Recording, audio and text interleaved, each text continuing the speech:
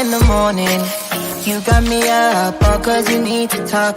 To 4 in the evening, wanna break up, say that you've had enough. I'm tired of talking, again and again, argue about everything. You are my darling, let's kiss and make up, I know you wanna touch. You call me every night, call me every day, I just wanna get you alone now. Trust me when I say, we gon' be okay, we just gotta boom bada boom ba. I don't wanna fight, you know that I'm right, baby let me talk to your body. We gon' be okay, hear me when I say.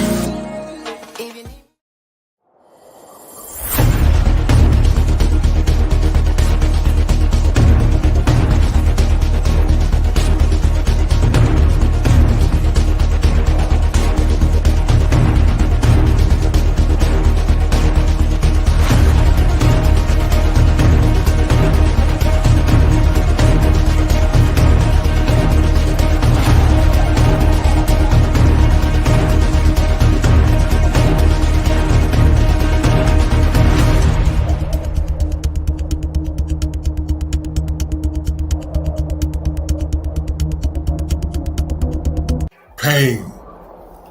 I've been there, locked up inside my head, broken from fear, illusions, disappointment, and hopelessness. Who heard me in my silence, where being a man means nothing? Despair. I've been there too, desperately seeking answers for the questions associated with manhood, hills and valleys, too bleak to compare.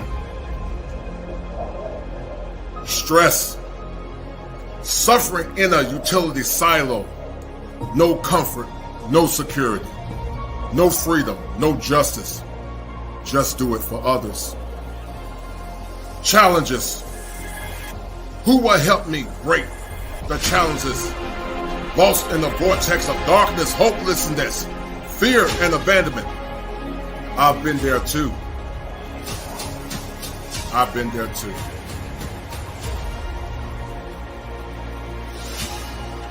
Take the next step to your destiny. Join me in this fight. Walk forward. Deep breaths. Head held high, men. Come join me, men, in the winds of time. Stories, hopes, visions, purified in the fire. I'm not a superhero, and I'm not the Reverend Knight. I'm here to help you. Join me, men, in this fight.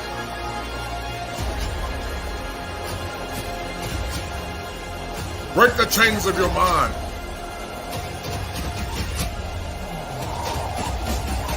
Let's do it now. For now is all we have. Fire for your mind. The kosher clinician. He's here this morning to play referee in the battle of the sexes, answering questions from real women about the men in their lives. As opposed to... I don't know. I just read it's there. I'm tired. But first, those women dished about their biggest relationship problems.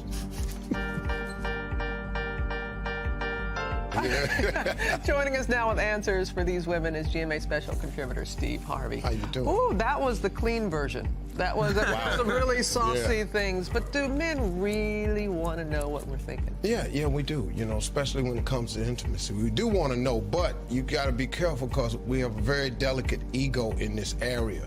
So you can't just... Steve Harvey once wrote the book, Act Like a Woman, Think Like a Man. But imagine if we took the tenets of that book and placed it in reverse order as it relates to marriage, dating, and relationships, conveying the thoughts and the sentiment of modern men. His book more or less exemplifies some of the sentiments of how men think or how men could think, as many men need to ask themselves the question, are they in relationships where they think like a man when it benefits her, but act like a woman when it benefits her as well? This level of dichotomous thinking has caused many men to have what's called a schizoid type personality. In accordance to the gospel bellows the sentiment that a double-minded man is unstable in his ways. Men are considered or more or less called to be the fortress in relationships. They're called to be the fortress for their families. But when men are slaves of the words happy wife, happy life, when men don't have balance in their lives, it can cause a man to be in a very deleterious state. What can we learn from Steve Harvey's book? What can we learn about the nature of men not standing firm on principles and standing firm in masculinity? Would this story more or less convey what a lot of men are thinking but are too afraid to say? Sit back, relax, and enjoy this show as I bring it to you live from the greatest state in the union, the Tar Heel State. And I need you men to remember this as it relates to male empowerment and also Happy Father's Day. If it ain't 7, it ain't kosher. If it ain't kosher, it ain't right. There are 7 steps a man must go in order to become an optimized male. And understanding female psychology and how it impacts the efficacy of a man is paramount to growth and paramount to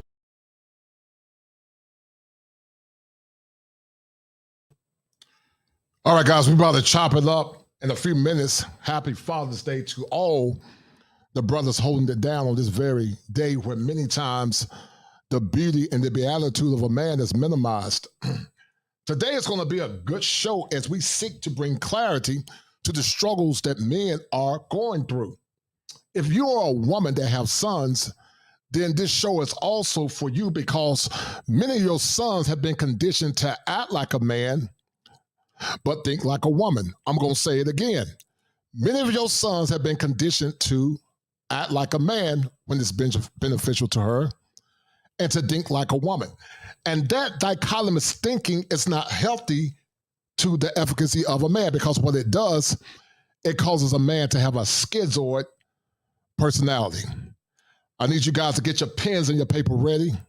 To those that love what I'm doing, guys, share this content. You guys have been holding me down. I'm forever grateful, but I need you men to share the content and the good sisters too. Get your pens and paper ready. We about to do it. Let's go.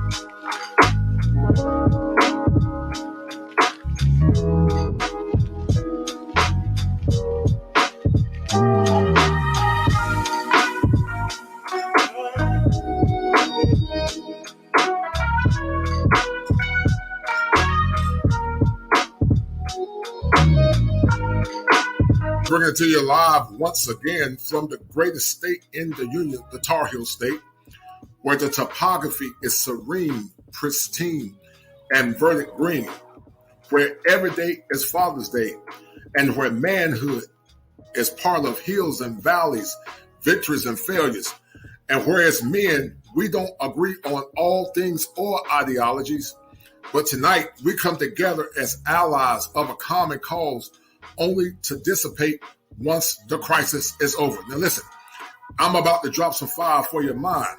But before I drop that fire, let's explore why we are doing the Manhood Chronicles.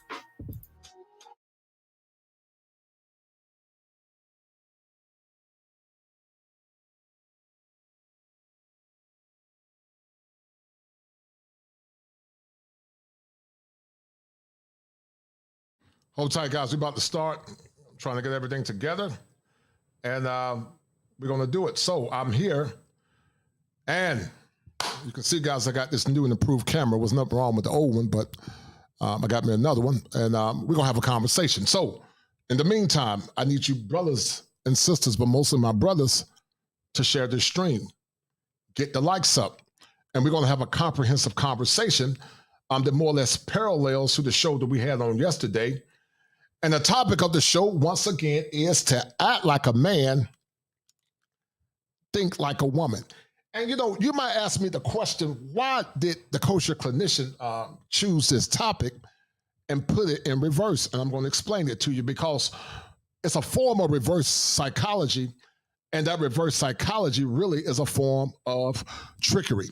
And see, if you don't understand how to move in modern times, you can become a slave to your own ignorance. It's not healthy for a man to become a slave to his own ignorance. It's paramount that a man learn how to move on his own terms.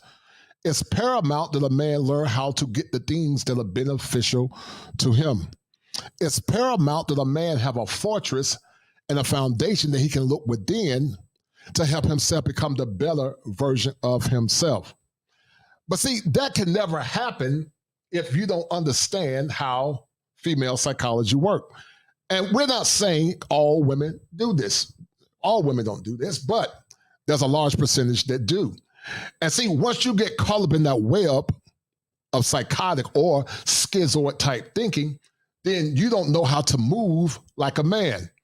The gospel said, as I said with the intro, that an unstable man or a double-minded man is unstable in all his ways. Some of you men are double-minded because you're hearing two different things. You're getting mixed signals, and it's confusing you. That's why I told you, men, you should never allow anyone to violate your inner sanctum as a man. Many therapists won't talk about how this dichotomous thinking is impacting you in a negative way because many have been conditioned to think like the things that they're trying to give to you. But you got to be very vigilant and understand how to move in these very turbulent times, because if you're not clear on how to move, then once again, you will become a saboteur of your own ignorance. And as the great Bishop Charles E. Williams said, y'all ain't gonna talk to me. Now listen, I wanna wish you brothers a happy Father's Day. I wanna wish you guys a happy Father's Day. You brothers have been holding it down. You guys have been standing firm. You guys have been living in a wasteland where many times people don't aggrandize you. You men have been living in a wasteland where many times you're in marriages and you don't get the love and the support that you need. And we did a show last night talking about that because many men are going to do this.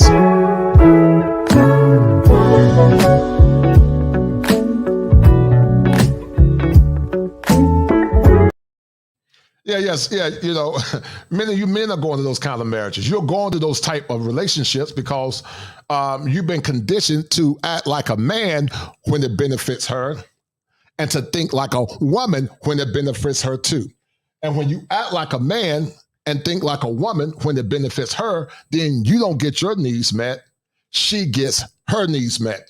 And, and I want to take the time once again and say that I have a level of empathy for you esteemed gentlemen, because some of you guys have been caught up in the whirlwind. Some of you men have not been raised in homes and environments that are endearing to the efficacy of a man. You've been raised in environments that say that, you must placate to her fickle whims. You must placate to her feelings. And when you constantly placate to her feelings instead of standing firm and saying, this is the way it's going to go, either you can follow it or you can hit the door, then some have a problem with that. You should be vigilant in protecting your inner sanctum as a man. That's why I told you, esteemed gentlemen, especially the younger men, you should love her within reason.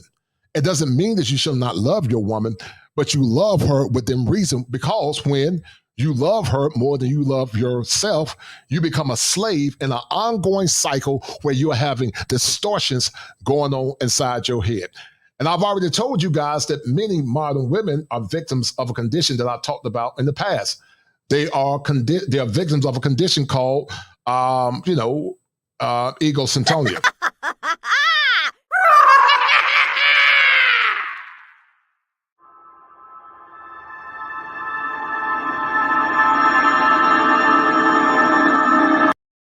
And that egocentria got you up in the web. That egocentria got you guys in a whirlwind. And once again, guys, I'm loving this new camera I got. It's showing that rich chocolate skin of mine, this enrichment, vitamin D and zinc.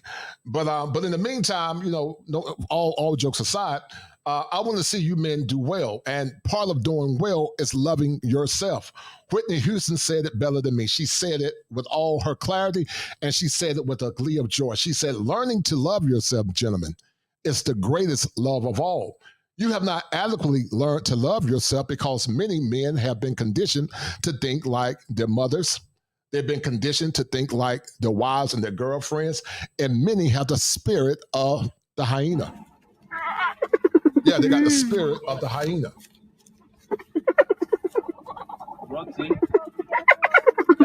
And when you got the spirit of the hyena, you don't have the mindset of a traditional heteronormative man. You have the mindset of a matriarchal hyena. See, hyenas lead their pack. But shout out to my man Peaceful Life. He said that a lion cannot lead a bunch of hyenas. Lions follow lions, not hyenas. Hyenas are enemies to lions.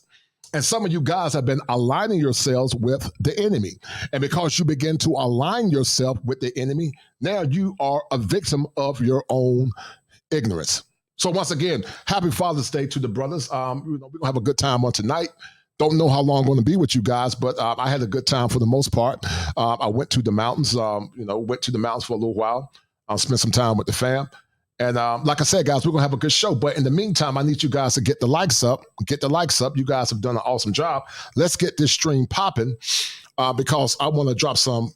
This is what I'm going to drop for you. I want to drop some fire for your mind. Fire for your mind. We're going to continue to talk about culture, some of the things we talked about in the past. But in the meantime, let me read some of these comments. I want to read some of these comments because these comments are very important. So let me read some of these comments. Shout out to my girl, Princess A. How you doing, dear? Shout out to my man, Gregory Scotland. Shout out to Top Gun. He's wicked with that paintbrush. He's wicked. Go check out Top Gun, guys. He's wicked with that brush. Shout out to Miss Descendant of Al Gore. Okay. I'm happy Father's Day to you too, dear. Once again, Gregory Scotland said that happy Father's Day to all the warriors and winners out there. A special place for my deceased father, a real one, no doubt, brother. And in the meantime, guys, I'm doing something behind the scenes. But in the meantime, guys, let me turn this thing off because I'm working behind the scene because I'm trying to do like 10 things at one time. Shout out to my man Cool J. How you doing, brother? And Gregory Scotland said you will see this with the constant attack on men. With the nonsense of calling men toxic by default. And, this is a very powerful prelude, guys. Some I played in the past. So in the meantime, while I'm working on this little next project behind the scene, this is what I need you brothers to do. Get the likes up, share the content, please. If you have not donated, donate to Cash App $7 Smalls. I know you guys like what I'm doing because you do always donate, and I'm forever grateful. But as I've said before in the past, if you don't have anything to give, you're giving me your time, which I'm forever grateful. But the next thing, if you don't have any monetary support to give, then share this content. In the meantime, I need 5 people to push this content forward. Give me 5 soldiers. They're going to say, you know what, Coach, I got you. And I'm going to send this to 5 other brothers because I want this stream to be popping, guys. I want this stream to pop. But in the meantime, let's reflect on this, guys, because this is something that a lot of men are going through as we encroach on understanding men, but also understanding the impact of Father's Day. So I got to find it. As soon as I can find it, I'm going to show it to you guys. Hold tight. All right, let me see. So we got it bad. So listen, guys. It's a hard thing to admit, but it's understandable why they would choose to go their own way. And that's what's scary, is there's actually a rational reason why they would do that. Men going their own way. And you can think what you want about it, but this is a really big problem for women, for us, for our future, for families, for you to find a partner. If a population of good men are walking away because they're fed up with women. If you're being told all your life that you are bad and wrong just for being a man, and that you have toxic masculinity for being a man. And that, women, there's this famous expression that, a woman needs a man just like a fish needs a bicycle. And that men are basically useless. And that men are terrible and that, women are superior. In our society, it's very callous towards men. The only message most men hear in the world is that they're a bumbling buffoon. The TV shows are full of idiot men. Commercials show men as buffoons. The society is against them. All they hear about is what idiots men are. It's the mass of women that are taking over the culture and representing women. They're loud. They're mean. They say they want equality. Why are they not protesting in the streets for the changing the laws for alimony or child support or child custody? Because they don't want equality. They want superiority. The male gender has more of a slave state, and it's because men are now subjugated to the law and to women, and nobody really believes it, except the men who go through, say, the court. But most men think that they're exempt from that until they end up in a bad situation. So for a lot of the men, and a lot of them have gotten screwed over in terrible relationships and divorces and gotten their kids taken away from them. So it's an understandable response. In the United States of America, as a man, you can't speak up. I think most women tend to be I'm stereotyping, but they tend to be more collectivist. They tend to sort of be more in that socialist mindset. So I don't know that you're going to see a huge change. I think the change will have to come from men. The lives of women will not change until the men get the opportunity to also examine and define and change their lives. In many ways, I sometimes think that the 20th century was the century where the women made all these massive changes, and the 21st century will be the changes that the men will make, partly in adapting to the changes that the women have done. And those men are doing something about it. They're saying, you know what, I'm done with this. I'm not getting married, or I'm divorced. They don't sit around just trying to live their life through women. They actually have lots of hobbies. They go out, they buy that land you were talking about. They're out there getting motorcycles. They're having a good time, and they're enjoying life without having to deal with the stress of the women and the society that tells them they have to have a woman in their life. How would you feel? I mean, you're not going to feel that attracted to a woman or care to be loving towards her or romantic towards her. So this men going their own way is a reaction to that. I really think it's a rational reaction to that. Men are finally like, hey, we've given you all you want. You are equal in every way, and then you're still shaming us.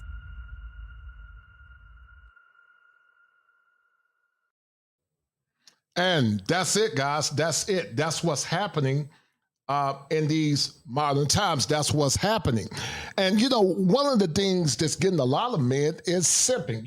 I think simping should be a mental health crisis. Simping should be a diagnostic criteria in the DSM-5. Because a lot of men are simping and they don't know why they simp, but many simp because they don't have an internal sense of worth. Many guys simp because they don't love themselves. Many guys simp because they've been conditioned to be slaves instead of being conditioned to be men. When you guys begin to travel abroad the traverses of this great kaleidoscope called America, then you begin to realize in other countries, men don't go through what you go through. Many times when men go to therapy, a lot of times the therapists don't do things from a masculine perspective. They tend to take the woman's side. That's why many times men don't go to therapy, because they feel like they don't have any allies. And many times they feel like, because some of the women have been more or less indoctrinated, that they've been conditioned to see men as enemies instead of seeing men as human beings that have a level of self-worth, and also men that have troubles and trials just like women have trials. And that's why these conversations are so important, because when you begin to act like a man, when she tells you to act like a man, but on the flip side, you act like a woman too, then you have a condition called a schizoid effect. You begin to become schizoid. And when a man is schizoid, he cannot function at his best. You are schizoid when your mind is splitting in multiple directions. And that's not healthy, guys, for your well-being. It's not healthy for your psyche, and it's not healthy for your physical health. Act like a man, think like a woman. Now, I'm going to ask you guys a question. Have you ever been in situations where you felt like you had to act like a man when it benefited her, and you act like a woman when it benefit her as well? I need you brothers to hit one. Because if that's happened, then that's not healthy for your psyche as a man. It's important for men to love themselves. It's important for men to set standards and to raise the banner of masculinity and more or less put themselves in a trajectory that's going to help them become sustainable long term. So if that has happened to you, I want you brothers to hit 1, because we need to have these kind of conversations. We need to have these conversations. Once again, guys, get the likes up, share the stream, please. Share the stream, and let's have a conversation. I know tomorrow is work day for many of you guys, and I'm not going to be with you long. I don't plan to, but if the stream is popping, then we're going to make it pop. But in the meantime, let's have a conversation, because there's a lot of meta madness going on in the world, and this meta madness is causing a lot of men to call themselves to compromise their power, but also to compromise their self-worth. When you compromise your power and when you compromise your self-worth, then you become a slave to her whim. And that's why I told you guys that your purpose, God comes first, then comes your purpose. And the last thing that comes is your woman. When you love your God and your purpose above her, then you're not worshiping her and worshiping her feelings. Women by nature are very emotional. And so when you get caught up in their emotional cycle, then you become emotional. And if you are emotional, then you're not operating in your true masculinity. I'm not saying that men can't sometimes be emotional, but being emotional 100% should never be your default. That's why men must learn to walk in the fullness of their power, to walk in the fullness of their authority as men. Is very important, and also it's very powerful. So once again, guys, share the stream. If you like what I'm doing, donate to the channel, because some of you brothers have been in a condition where you guys have been spellbound. You guys have been spellbound, and I'm going to do a show at some point. Some of you guys have been under the lure of witchcraft.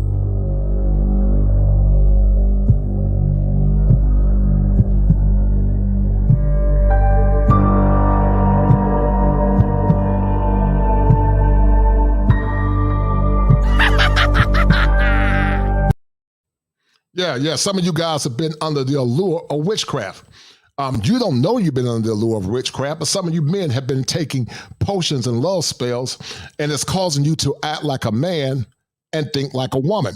And Steve Harvey got a lot of men caught up in this foolishness when he told women to act like act like a woman, think like a man. He was trying to give them relationship advice to how to be a lady on one end, but thinking like a man when it comes down to getting their needs met. But what he didn't realize with the 90-day rule is this. Making a man wait 90 days doesn't mean that after he has sex with you, he's going to stay with you.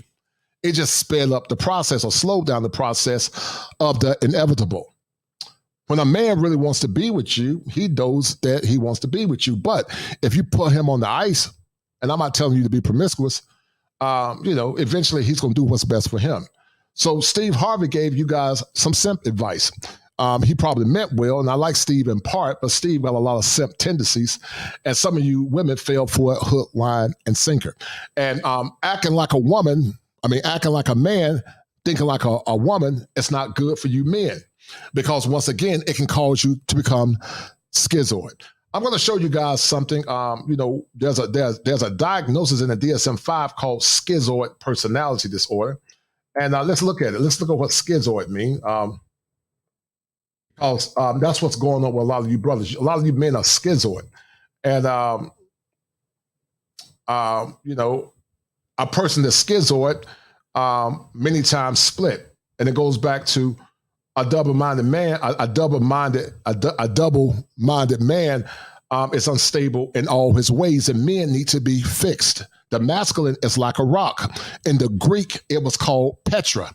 The gospel say, upon this rock I shall build my church, and the gates of hell will not prevail against it. When you think about Petra, you think about the masculine, because masculine is fixed. It's not fluid, it's static. It's very static. It does not waver. That's why men in the past said, word is bond. Word is bond was synonymous to say, I got your back. And so we need men to be static, not fluid, because when you are fluid, brothers, you become schizoid. So once again, guys, get the likes up and share the content. When I get 5 people to share the content, I need you guys to hit 2. I need 5 people to hit 2 and share the content. But in the meantime, I'm going to show you guys what schizoid means, because being schizoid is not good for the mental health of a man. So let me show you guys, and you're going to see what I'm talking about. So let's look at the definition of schizoid. Let's look at the definition of schizoid. And I'm going to be going back and forth because I'm trying to do like 12 things at one time. And guys, when you're trying to run this YouTube thing and run the stream and be one person, it's hard. It's hard to try to flip back and forth. But in the meantime, let me see if I can find it. All right. So if you guys can see it, let me know. But it says having mutually contradictory or antagonistic parts, changing frequently between opposite states. That's schizoid. Now, there's a such thing called schizoid personality disorder. And I'm not saying you guys have that, but people with schizoid personality disorder, many times people with schizoid personality disorder are nodding, they show emotions, they have a difficult time expressing anger, even when they are provoked. They do not react appropriately to important life events and may seem passive in responses to changes in circumstances. And that's what happened to some of you men. Some of you men have become aloof. You don't know how to stand up. You don't know how to be firm and more or less be strong in your convictions because you guys have been schizoid. You've been schizoid because the woman that you are dealing with got you spellbound. And when you are spellbound, then you can't become the best version of yourself, because when you're unstable, once again, as I said a few minutes ago, a double-minded man is unstable in his ways. And if you guys have been in relationships where you've been unstable because of your love for a woman, then I say shame on you. One of the biggest things that impact men is that when they see a pretty woman on a panel, many times they'll compromise their standards or they're let down because they have a desire to be with that woman intimately, or they are spellbound by her beauty. But I'm not impressed by a woman's beauty. I'm not impressed by her behind. I'm not impressed by it. Because you think you can use that to control me, you got another thing coming. I'll play you and make you think I'm going along, but at the end of the day, I'm very strong. My mindset is very fixed. You can't play me. I know BS when I see it. I'll go along and make you think I don't know what I'm doing, but I'm watching you. I'm taking mental notes because I have a lot of mental acuity. And men, you must have standards that supersede your desires for your loins. I know it's easier said than done, but when you can stand firm on your convictions, and when those convictions supersede your desire to put your phallus in a woman, then you begin to evolve and begin to fortify your mind and to fortify your masculinity. So you guys see it, schizoid.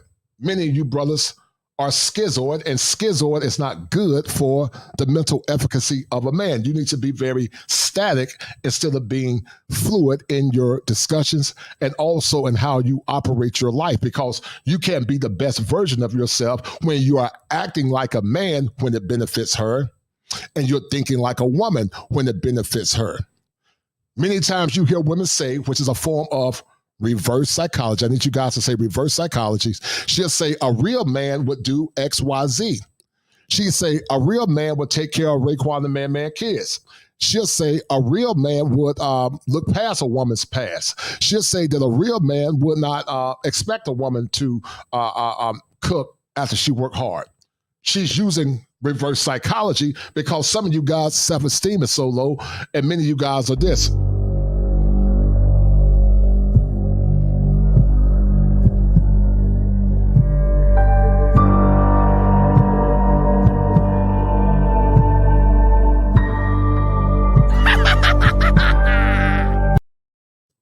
And you know what? When she gets you spellbound, then she's sitting back laughing at you. See, women love it, guys, when you get in your emotions. They love it when they can get you caught up in your emotions. They love it. You know, sometimes a woman will start a fight just so you can get in your emotions. It makes them feel good. Sometimes it makes them get moist because she got you to get off your square and to get into your emotions. And I get it. You know, we all have failed. We all have sipped from time to time. But when you're strong in your convictions as a man and you're not easily wavered by her shenanigans, then you can rise above the ashes and become the exemplar that God has called you to be. But how many of you men are willing to rise above the ashes? That's the question. How many of you men are willing to become the exemplars that the Creator have called you to be? Because as you continue to think like a woman, man, and act like a woman, once again, you become schizoid. Some of you guys are very schizoid. I'm going to run this intro again, and you're going to see the schizoid and the men, and you're going to see how this intro is impacting a lot of men. To the women that came in, the men have come in. But in the meantime, I'm sending a special shout out to my man Charles Curry for that $5 super sticker. Thank you, Charles Curry. I really appreciate it, brother. And also to my man Top Gun. Top Gun said, happy Father's Day, brothers. From one of the 51% that's single and childless, and that's on my daddy, no doubt. Man, you're a fool. Right. And the hyena simps got a lot of guys confused because a lot of hyena simps got a schizoid mindset. They don't think based on masculinity, they think based on how their mothers feel. That's why you'll see them killing folks just for the sake of goofy stuff. They'll kill another man because they're very emotional. And after they kill you, they'll be sitting in the parking lot saying, on my mom. They be working mom. Kill some of my mom. Bro, like, that's on my monkey. That's on my monkey. That's on my monkey. Yeah, they'll take your life and they'll say that's on my mama because they've been conditioned to think like a man when it's beneficial to her and to act like a woman.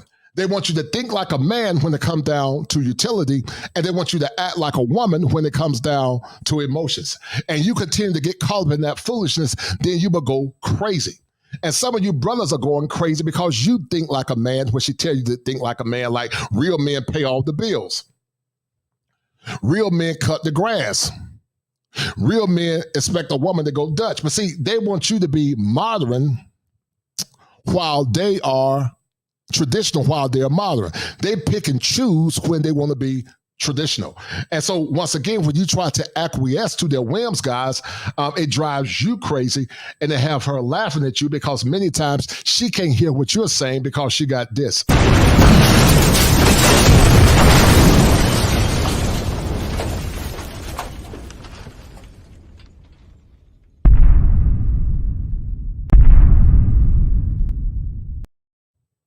Yeah. That's what happens. She has cognitive dissonance. She can't hear what you're saying. She can't see what you're saying because she's a slave to her own challenges. She's a slave to her own mind. And you can't allow a woman to allow you to be a slave. You got to be the one on the mountaintop. You have to be the rock because women need a man that's a rock. But part of being a rock is not compromising your standards. Part of being a rock is not compromising your principles. Part of being a rock is not falling for her shenanigans. That's why some guys say you need to understand game. But you don't need game when you travel outside of America. America is very dysfunctional. In other countries, when women like you, they don't play a lot of games. They call you back because that's how they operate. But see, here in America, a lot of men have been conditioned to see game is the norm. And that's not good for your mental wellness, guys, or your mental health or your mental well-being. The greatest cause of masculinity is when you can stand on that Petra and when you guys are not victims of schizoid thinking. And so once again, she wants you to act like a man when it benefits her, and to think like a woman when it benefits her. And once again, when you act like a man when it benefits her and acting like a woman, then you're compromising your power. Part of being a man is having a relationship with its positive reinforcement for her and its positive reinforcement for you. You both mutually benefit. The woman benefits, you benefit. But sometimes in masculinity, and so many times, even on Father's Day, men, we allow single mothers to say Happy Mother's Day when this day should be designated for men. This is a day that's been designated for men, but many of them take the credit and many of them minimize the importance of masculinity and the importance of fathers because they say that, I'm a mother and a father, but you can't be a mother and a father because manhood is a series of hills and valleys, victories and failures.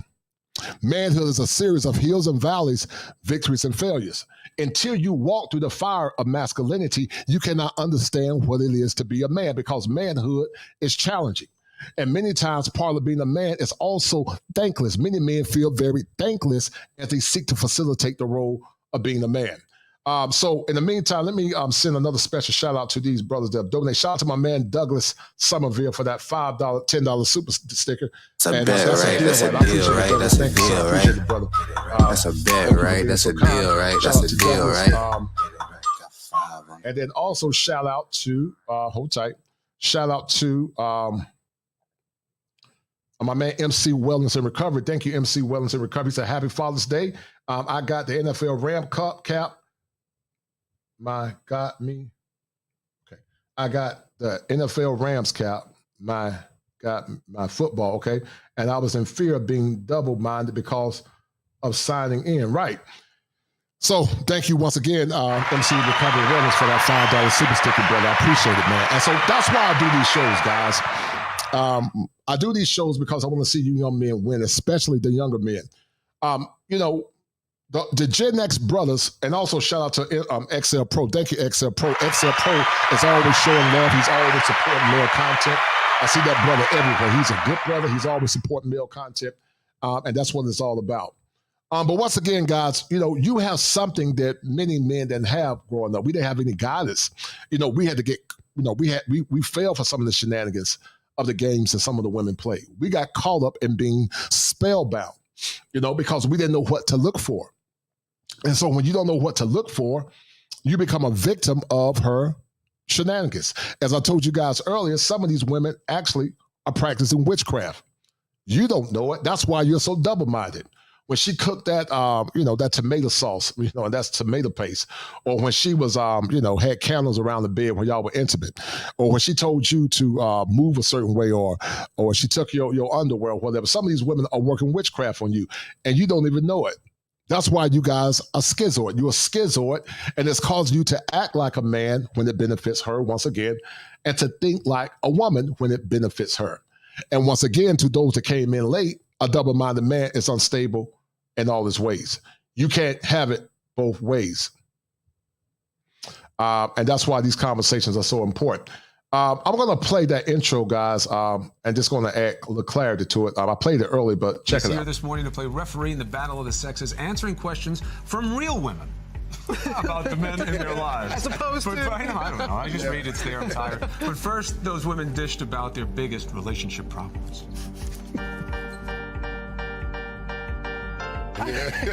Joining us now with answers for these women is GMA special contributor Steve Harvey. How you doing? Oh, that was the clean version. That was some really saucy things. But do men really want to know what we're thinking? Yeah, we do. Especially when it comes to intimacy. We do want to know, but you got to be careful because we have a very delicate ego in this area. So you can't just... Steve Harvey once wrote the book, Act Like a Woman, Think Like a Man.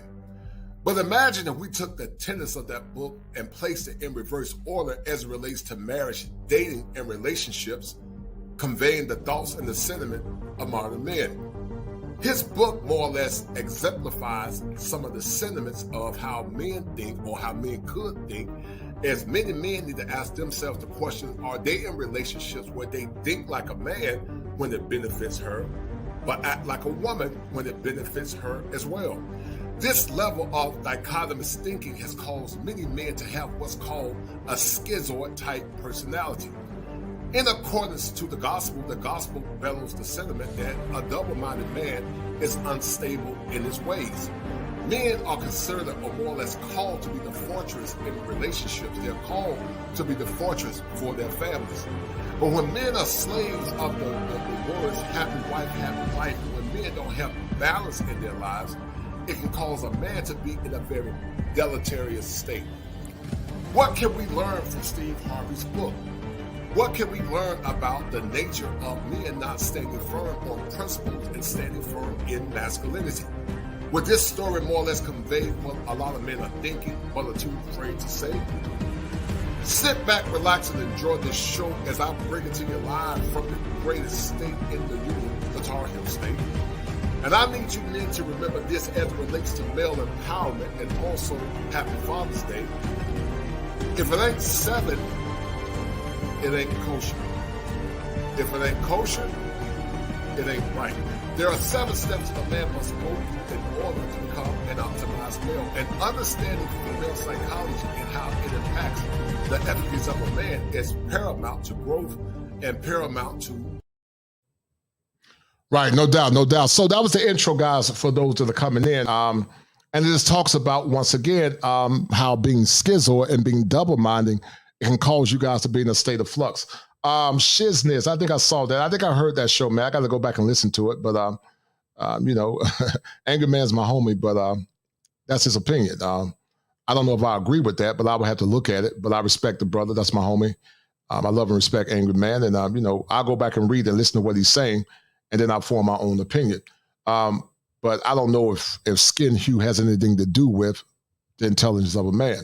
I think I know where he's going at, but there are many great people, great progenitors that had a different hue. Martin Luther King, Miles Davis, Michael Jordan.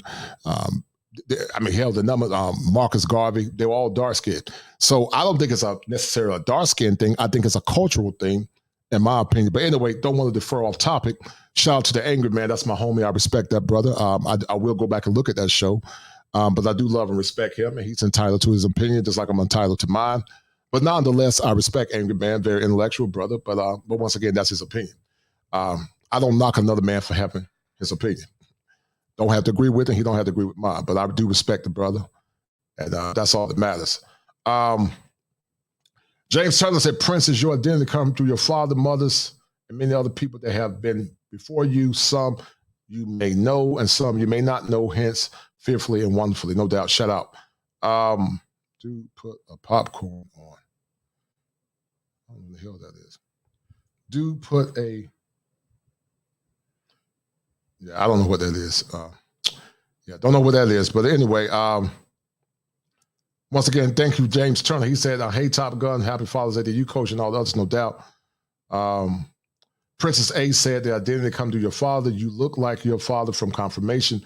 Your father solidifies this. This is also why adults are still looking for fathers and validation. You're correct, because the progeny of a man is through the father. Shout out again to Chris Curry. He said, this is like when I call my father, let him know thank you, and my mama got on the phone and started running her mouth. I said I called my daddy. Yeah, right, right.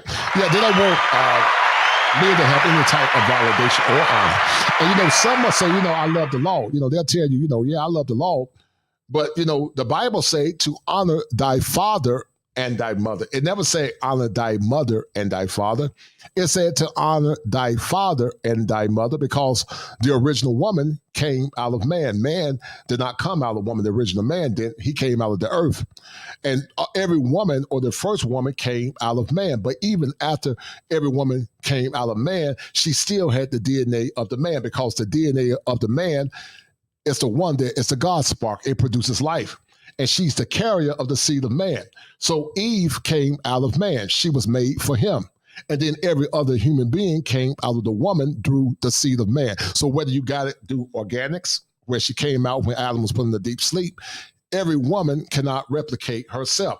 If a woman got pregnant one time and she lived for, say, 60 years, that man could still have more kids. A man can impregnate 100 women at one time, but a woman can only get pregnant one time and go do 9 months of gestation. But a man can get 100 women pregnant, because the seed of life is the God spark.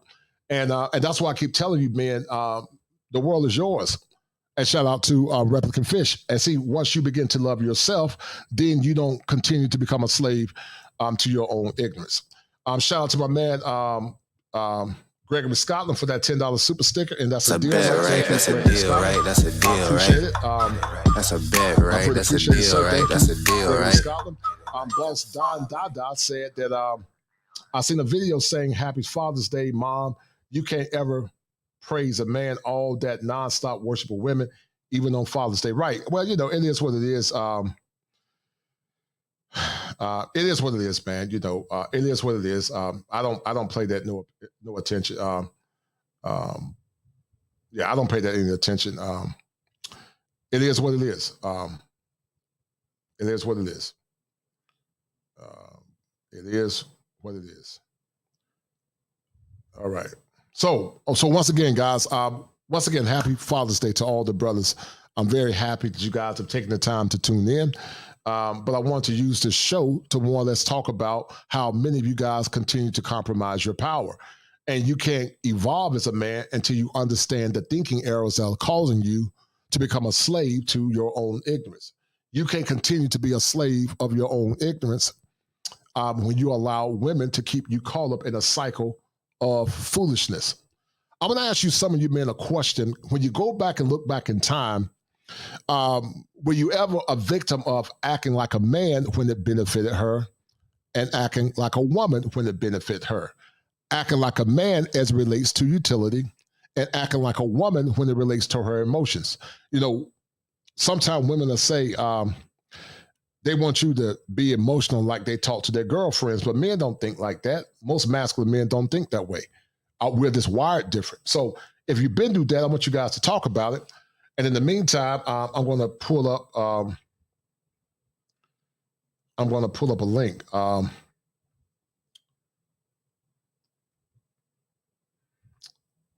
going to pull up a link in a minute. So hold tight. Let me get that link real quick.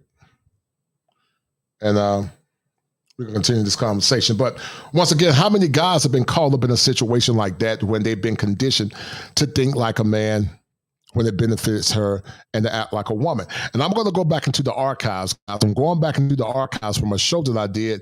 It was called Are Men the Lords of the Rings in Relationships? The topic is, are men the lords of the rings in relationships? Because when you guys continue to go through schizoid thinking, you go through a condition called meta madness. That's why what you see on the screen with me is a condition called meta madness. It means to think about what you were thinking about. Meta madness means to question what you were thinking about, and it means to think about what you are thinking about, because when you go through meta madness, you ask yourself the question, wow, what was I thinking about? What was I thinking about when I did what I did? What was I thinking about when I allowed that woman to manipulate me? What was I thinking about when I allowed my mom to emasculate me? What was I thinking about when I sided with women that said Happy Father's Day to single moms on a day that was designated to aggrandized men? Many men don't feel respected or honored. Many men don't feel anything. They're just numb to affection because they don't get it. And you should never be in a situation where you are numb to affection. Your hearts and your desires should always be seeking to get honor. And men get love through honor and respect. But so many of you guys compromise your power because you've been browbeaten for so long that you think what's going on is normal. And so when you get affection from women outside of America, then you don't know how to act. And so it's one of those things you have to think about. It's one of those things that you have to challenge. It's one of those things that you have to be aware of. And I'm going to do a show at some point called thought-stopping techniques, where you have to use thought-stopping techniques to modify your negative thoughts. Mr. Palmer said you have to change the law in your mind. And how do you change the law in your mind? You begin to look at things more analytically, and you begin to look at things more critically as well. And so I'm going to put up an old show, guys. But in the meantime, how many of you brothers have been in relationships where you have been victims of what I'm talking about? You've been a victim of schizoid thinking. You've been a victim of schizoid behaviors. How many brothers have been a victim of that? So in the meantime, I'm going to pull that show up. Let me put the camera, stop the camera for a minute so I can find it. And let's have a conversation. Because when you know better, you do better. But when you continue to be a slave of your own ignorance, then you continue to meander through that negative cycle that's not beneficial to you, and neither is it beneficial to those in your life. As I told you guys earlier, manhood is a series of hills and valleys, victories, and also failures. Manhood is a series of hills and valleys, victories, and also failures. Unless a woman goes through the cycle of manhood, she can never know what it's like to be a man. Just like a man must go through this, a man can never know what it's like to be a woman because he does not go through the cycle of menstruation. Part of a woman is going through the pains of being menstrual. Men don't go through that. Therefore, They cannot more or less empathize with a woman, what that's like when she's cramping every month. But women don't have to go through the mental distress of being a man and being a provider at the same time. Now, some will argue, well, I'm a single mom and I got to do it. But then some will go back and argue, well, no, you're not doing it all by yourself because you got the help of the government. So, men don't get help. If we fall on the sword, then we die on the sword. And so men got to always be on their square and be hypervigilant and becoming the better version of themselves. But the question remains is, are you the Lord of your rings? Are you the Lord of the relationship? Are you the Lord of more or less holding your woman accountable? Because when you gave her that ring, you thought that she was going to say, I do and respect you and honor you. And there was a time when, guys, there was a time when in the vows, it said to honor and obey. That was the dirty word. But now, because many women are progressive, if you tell a woman to honor and obey, she'll get a schema affliction. She don't like it when you say obey because she see that as an affront to her femininity. But a true woman understands that obedience and respect and reverence to her husband is actually part of being a traditional godly woman. But like I told you guys before in the past, they'll say yes, Lord, on Sunday, they'll love pastor. And they'll say they'll be obedient to pastor and their bosses, but they give you leftovers. They're not obedient to you because they say the times are different. But at the same time, they're obedient to everybody else. They're obedient to the laws of the land. They're obedient to their supervisors, but they cannot be obedient to their husbands. And that's why I told you guys once again, shout out to Mr. Palmer, you must change the law of your mind, but also shout out to Edward Anderson, you must more or less eradicate the mentally transmitted diseases that so many have. So many have been infected with mentally transmitted diseases.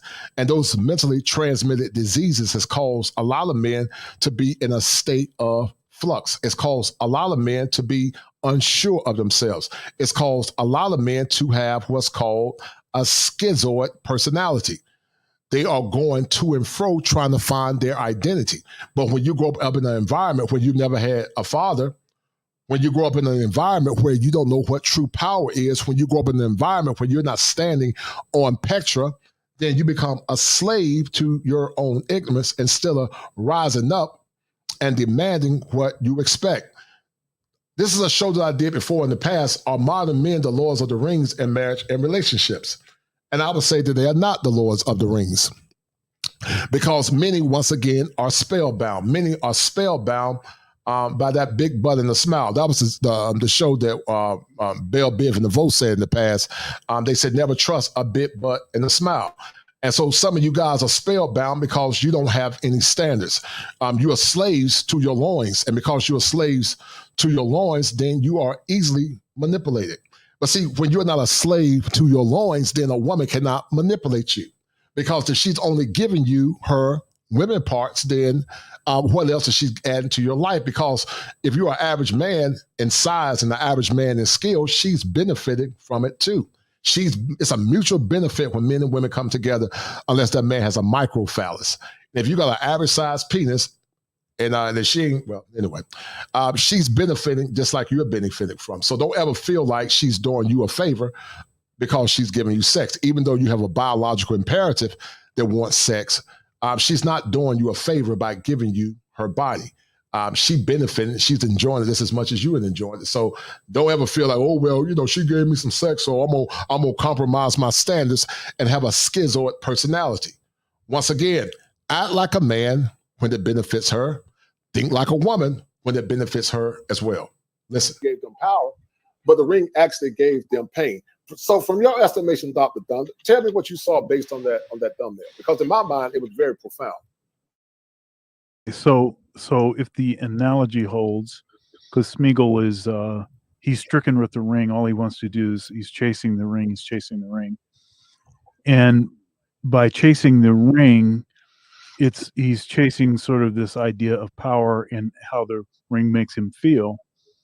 And maybe in the same kind of way, women are chasing the ring. It's like this thing where they want a wedding, but they don't really want marriage. kind of a thing, where there's a lot of responsibilities and a lot of, I mean, you're making a deal, there's a commitment. When you feel like doing this, when you don't feel like doing that, there's something that you're getting and something that you're giving in return for that. But what it seems like is happening now is many women will say whatever necessary, whatever they need to say, and act in whatever way they need to act to get the ring. Once they get the ring and they have the commitment, then that's when all of that extra behavior stops. Right. And I can tell you, having experienced this firsthand, and unfortunately, I think probably, well, if not most, a lot of black men have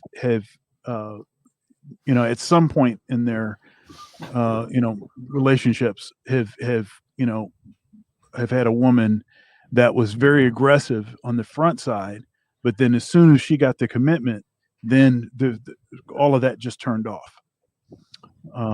But that's definitely something that I've experienced. So Dr. Johnson, you talked about it poetically from your show several times about the things that you went through as a man, and the velvet color, or I call it rose-colored glasses, was also the velvet portrait. Mm-hmm. Tell the audience about the things you went through as a man, and how was your schema afflicted based on the image that was perpetuated from so-called relics of the past? Well, I think, there's definitely a romanticized idea about what the union between the black man and woman is. And that, again, especially for those of us that are coming out of the nationalist community, this is something we kind of pedestalize in a very kind of ideal way that I think didn't really, make it easy for us in terms of the practical day-to-day reality. I mean, I myself was married for about 9 years. I was with my wife for 11. She passed away. And I can say that the biggest issue impacting us was that neither one of us had actually grown up seeing a functional day-to-day marriage. Right.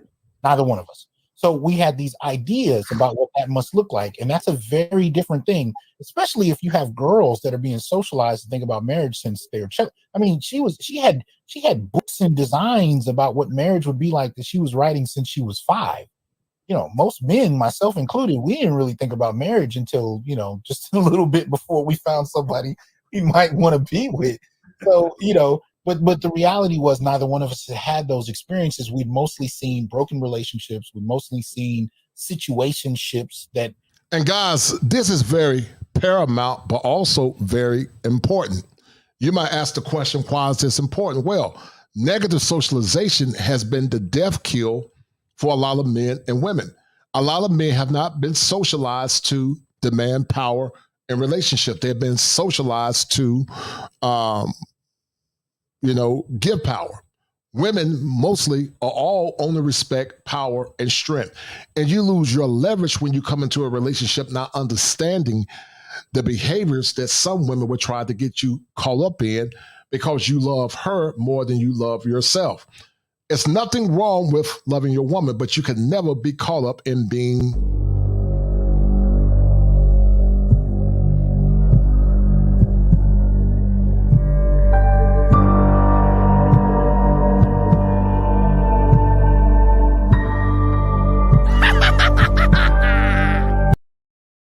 And as I said earlier, when you are spellbound, many of them secretly laugh at you and say, I got him again, because she cannot beat you. The average woman can't see a man physically, so she has to manipulate him to get what she wants. That's why it's so important for men to stand strong in their masculinity. It's important for men to stand strong on their convictions.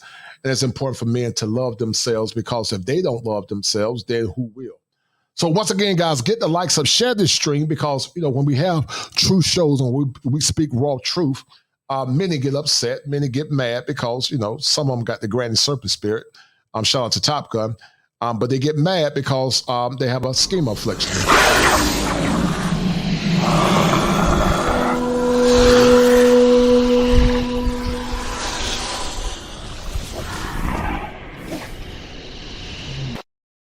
Yeah, they get upset because their schema, which is that negative fixation, many times cannot accept the truth due to pain or fear.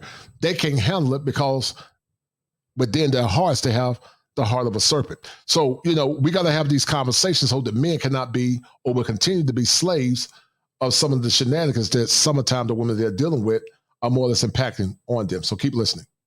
Sometimes bared children, things of that nature.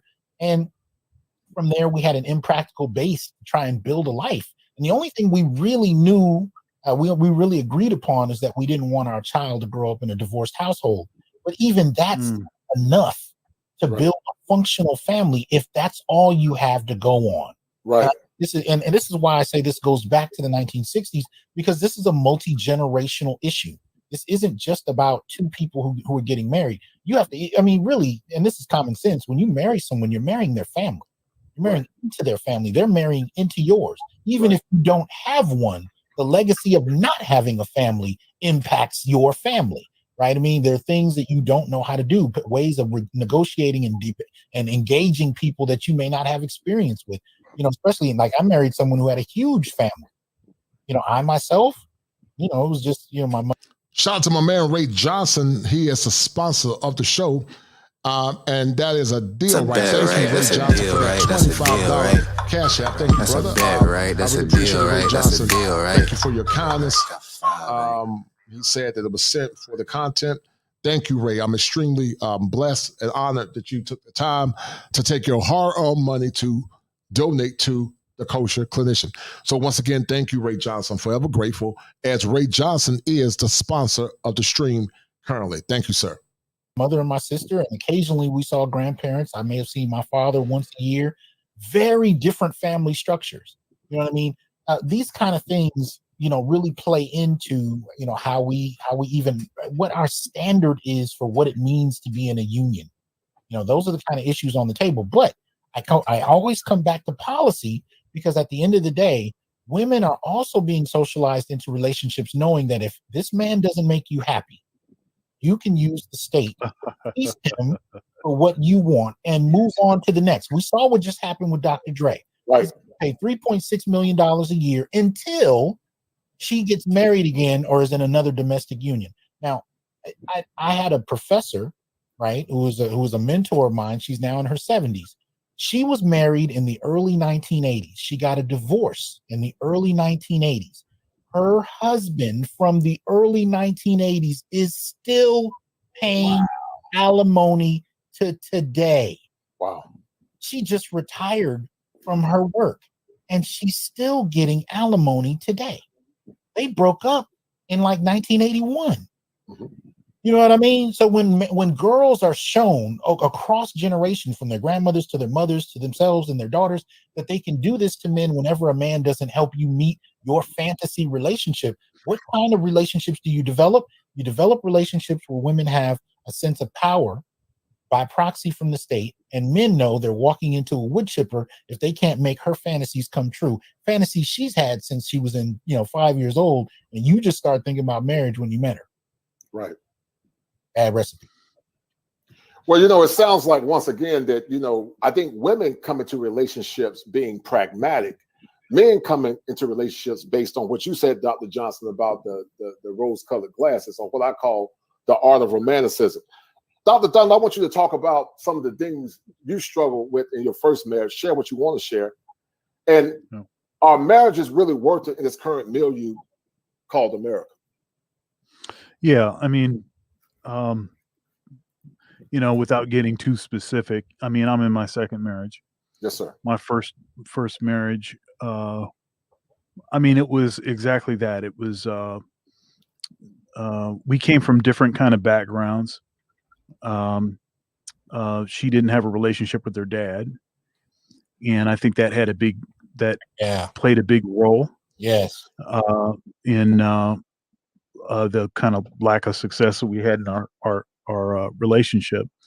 Of course, I'm very close with my dad, and at times she actually resented the closeness that I had with my dad.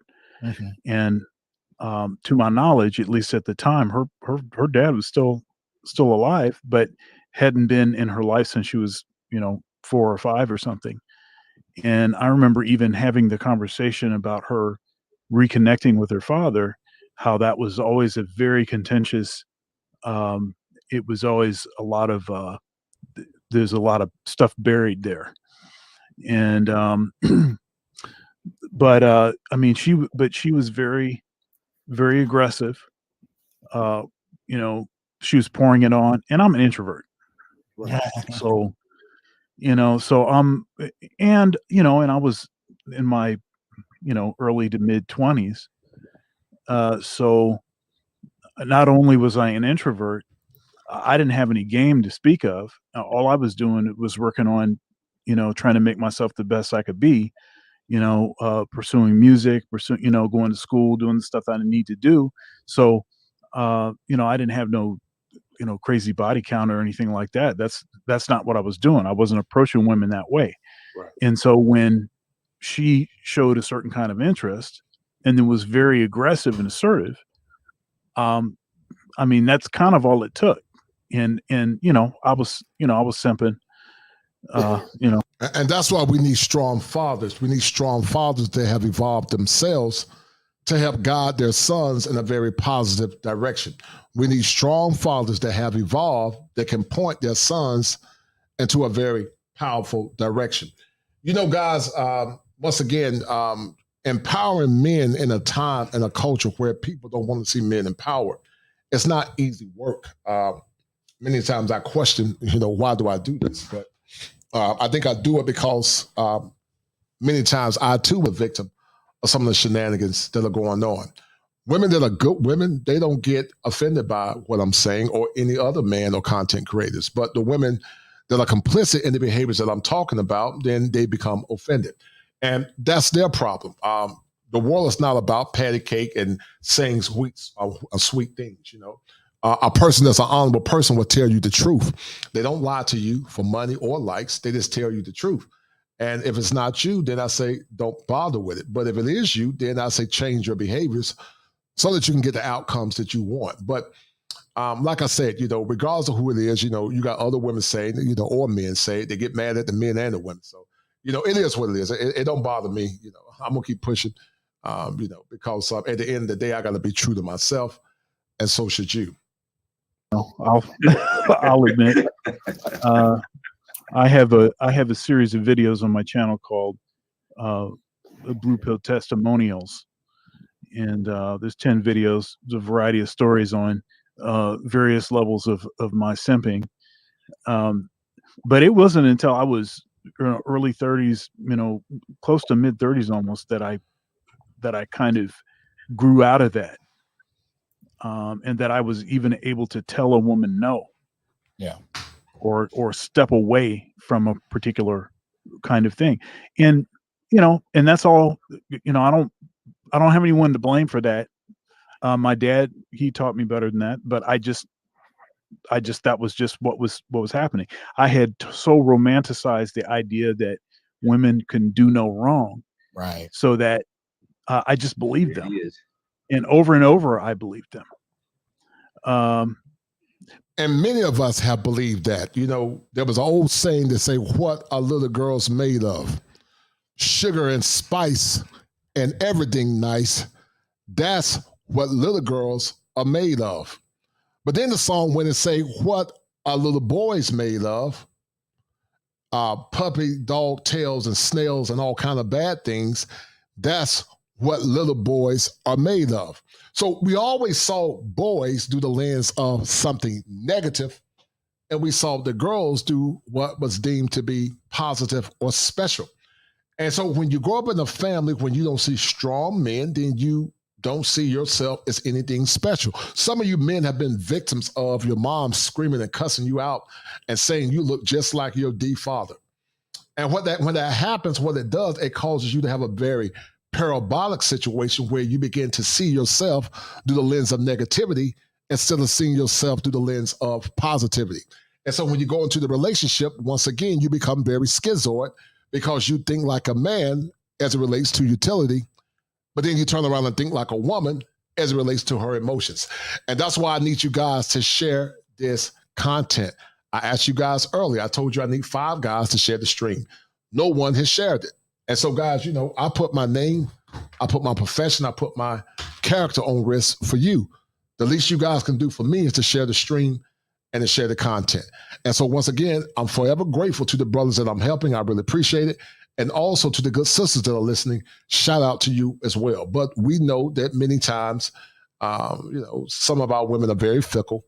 And so you can't take it personal when they pop in or they get mad at some of the things you were saying. There was a young lady that I used to come in, and she used to come in and listen to the content. But then when I start giving her raw truth, she got a scheme of affliction and haven't seen her since. And that's why I don't take many times women serious. And some of these men I don't take serious as well, because some of you guys have the hyena spirit. You're hyenas. You don't know any better. You've been conditioned to be a hyena. And you walk around dragging your knuckles. And anytime masculine men speak out, you get mad because you've never seen true masculinity and masculine power in its raw form. Keep listening. But anyhow, as soon as it began, I mean, the whole thing took about 7 years to totally complete. But then she was out. So that's how that went. That's how the first one went down. But it's a tough thing. But I can speak at length about the sexual alienation. I mean, it's just, I mean, it's such a raw deal because there's nothing you can do. I mean, there's nothing you can do. I mean, I'm a religious man. And so not only would I wouldn't have wanted to step out, but then also, I'm not wired that way. I'm a one woman kind of guy. That's how I've always been. And so that being the case, it's like you're stuck. So if she's saying no, then, and I'm like in my 20s, man. And it's like, that was hardcore, man. That was a really rough situation. Well, guys, as a clinical therapist, I try to look at things through what I call the biopsychosocial spiritual model. Well, I came up with 2 terms. I didn't create the term called simping, but I said there are 2 types of simps. There's a conscious simp and there's the unconscious simp. The conscious simp is like a lot of us men, we know in our internal hard drive what's going on is wrong, but we've been conditioned to go against our nature. And so the conscious simp stands for sacrificing important masculine principles. That's the conscious simp. A lot of men have been conscious simps, including myself.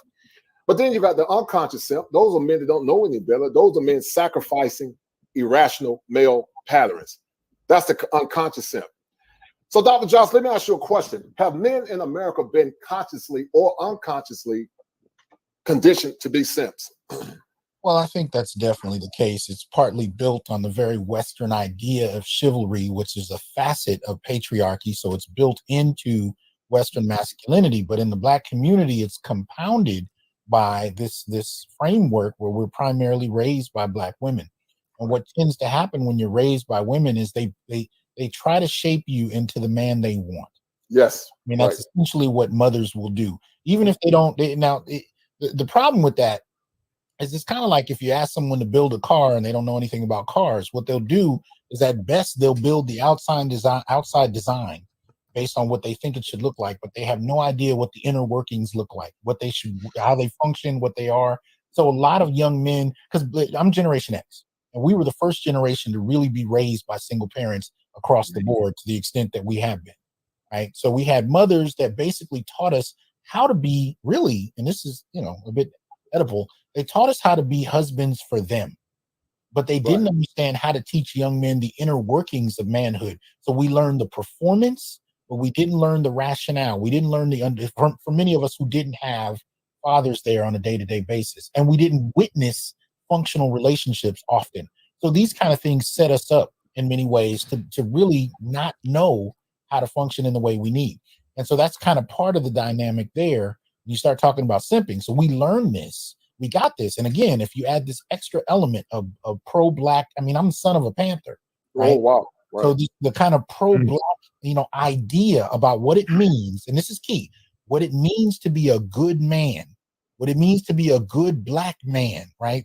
The ideas we learned about what it means to be a good black man were often sacrificial, and they were often about prioritizing her feelings, her worldview, her outlook, happy wife, happy life.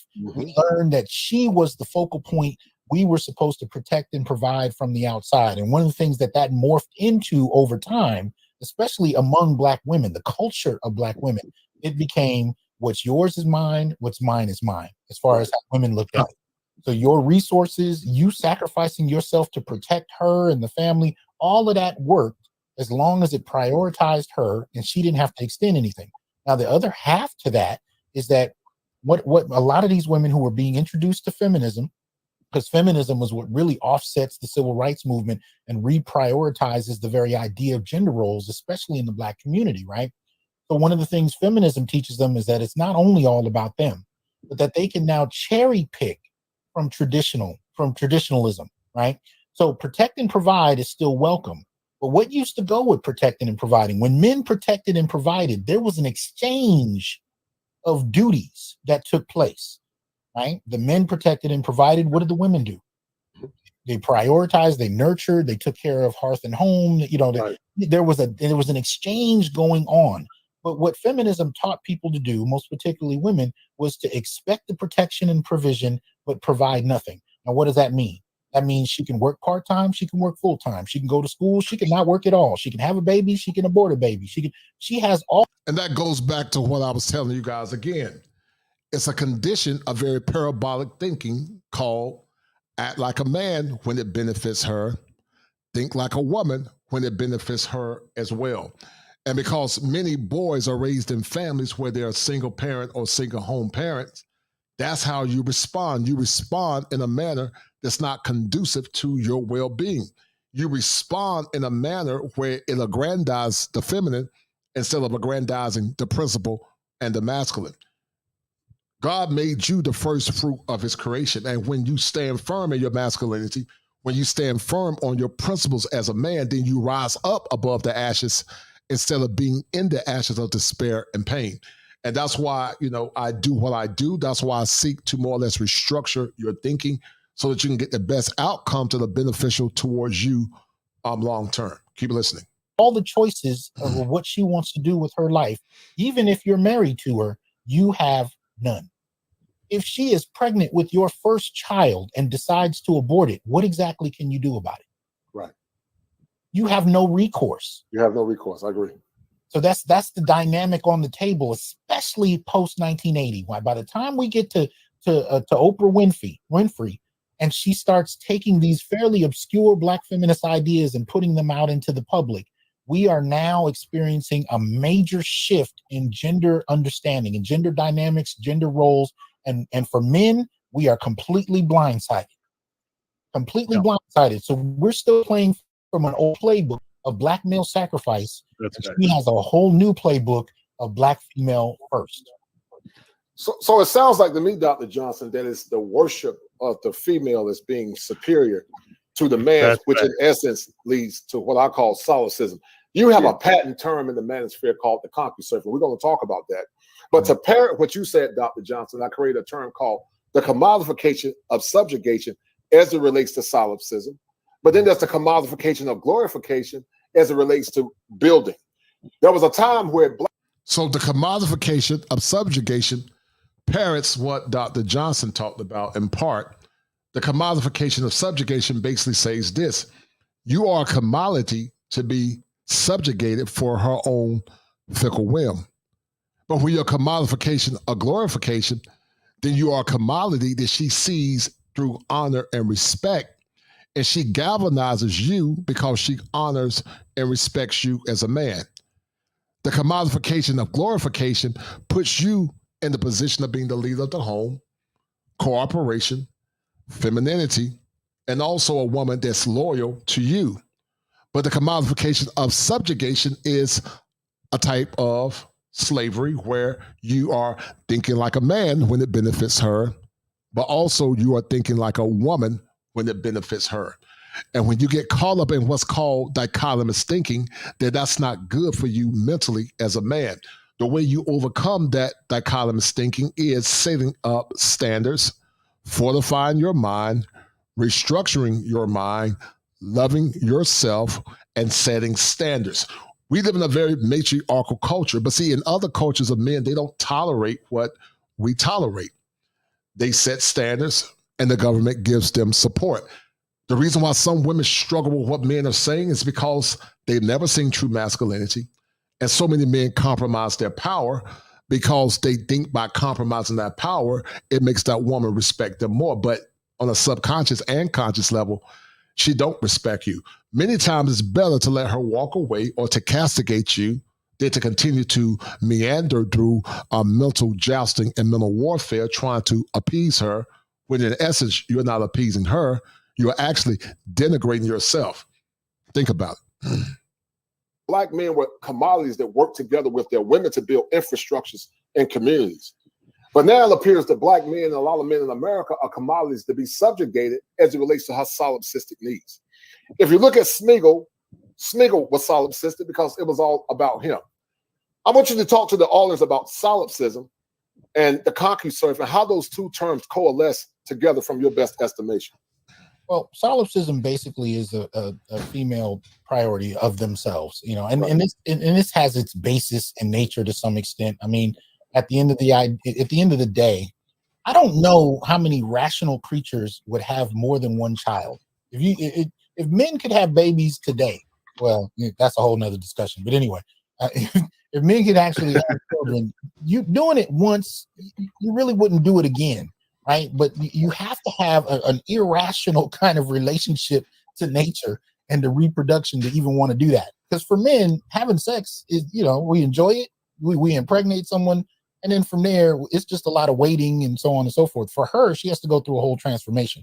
So in one sense, that solipsism is part of a framework where women have a different relationship to reproduction. And it's somewhat natural. But what's happened is it's been mutated. It's been exploited. And again, when you factor in feminism, you also have to factor in the economy in the 1970s. The dollar bill flattens out. It becomes an imperative, even for white families, to now have two incomes. And so the market opens up for women workers. This becomes a whole different thing in the black community, because unlike the white community where women are coming into the workforce, black women have always been working.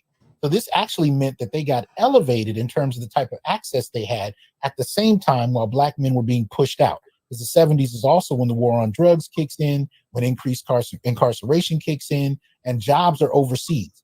So now men who've enjoyed at least a couple decades since World War II of stable, you know, relatively stable employment, now they're finding themselves out of work. And the younger generation are coming into it. This is why hip hop is born in the ghetto, right? Because this is a generation of people that come into it with no job prospects, no employment, no education. They have nothing. So they have to build what they can out of what they have, which is essentially nothing. But the girls are going to school. Right. The girls are getting mid-level white collar job access. The girls are learning these corporate culture ideas and then coming to relationships with black men like, you know, like you were functioning in a corporation and you work for her. This is how these things are playing out from the 70s through the 90s. And men are wholly unprepared for a lot of this. Wholly unprepared. But I apologize if I didn't answer your question. No, you did it brilliantly. Listen, guys, we have a power-packed show. It doesn't get any better than the venerable Dr. T.S. Johnson and the venerable Dr. Thunder. We got a freedom fighter with my man E. Spencer to the right, and he's gonna take Dr. Johnson to the promised land at some point. And we got my man Dr. Thunder, which is a theologian, and you have myself, the kosher clinician, a licensed therapist. Listen, there's a scheme affliction on the minds of men in America. A lot of men are suffering in silence. And I started the kosher clinician out of a process called sublimation, meaning to turn something bad into something good, because many men went to the grave with dreams unfulfilled. You can hear the echoes of those men that are in the grave right now because nobody spoke power to their needs. So listen, if you like what I'm doing, please cash out 7 Smalls. Please cash out $7 Smalls. Like, share, hit the subscription button, and go check out my man, Dr. T.S. Johnson, and subscribe to his channel on The Honest Report. And also go check out my man, Dr. Thunder, and get some of that soulful music that can bring power and tranquility to your soul. Dr. Thunder, and we're going to bring Eric in a minute. But Dr. Thunder, is it mental abuse to deny your husband sex in a relationship from your best estimation? Oh, absolutely. And I'll tell you, see, women and men are different. And abuse from a man is going to tend to be some sort of act of violence. But abuse from a woman is going to be it's going to be done differently, because they don't have the physical, they can't overpower us. So they have to outthink us, or they have to manipulate us in different ways. And one of the primary ways, and this has been, forever and ever on men, one of the primary ways that they manipulate us is with the feminine wiles, right? It's with their sexuality. And it's either with offering it in exchange for something that they want, or it's cutting it off because of some disapproval that they have with an aspect of your conduct. Or it could be, as it was what I believe in my first situation, that once it was surmised that we were not going to have children, that no longer was it necessary. It was not a necessary, it was a punishment. It was, this is really what I wanted out of this. Since that's off the table, it's no longer something that we're going to do. Dr. Johnson, you talked in the past about your schema affliction. I know you were married for a period of time, and share what you feel like you're worthy that you want the audience to know. But I want you to tell the audience about the pain that you went through and the duration that you went through when you were married. And do you think you were a conscious simp or an unconscious simp as it relates to what you went through as a man when you were married in the past? Oh, I think I was both. I mean, there were layers of simphood going on. you have the basic programming you get, from how you're raised, and then you get the extra level, which I volunteered for, being and I'm still pro-black. Don't get me wrong. It's not. I'm not saying that that's a negative, but I am saying with that came a series of assumptions about what a good black man was, that in many ways was self-destructive. It was very, that simpish thing. It wasn't just about, giving in to her every need. It was about putting my life on the line without even reflecting upon whether or not this was a relationship that offered an exchange. So when you get to my pain, one of the things I talked about on a show I did a couple months ago, about sexless marriages, is I talked about my own experience with it, where out of the 9 years we were married, 5 of those years were virtually sexless. Oh my God! Wow. Think about that. Hold on. Nowhere in hell. Think about that. Think about that, guys. 5 years when he was in a marriage when it was sexless. Now, this man is probably still paying the bills. He's still doing his duties as a man, but he's placating to her whims. And see, that's what happens when you don't have strong fathers to say, don't fall for that, boy. If she's not honoring you through her body like she gave it to Raekwon the Man for free, then you need to start coming up with an exit strategy.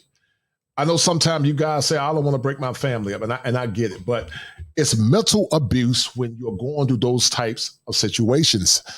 And, that's what happens once again when you act like a man when it benefits her, and you think like a woman when it benefits her as well. And that goes back to the great reverse psychology. And so it's reverse psychology, and what it does, it puts you in a very negative state. And when you're in a negative state, guys, what'll happen, and it happens many times, you'll be doing what this man is doing.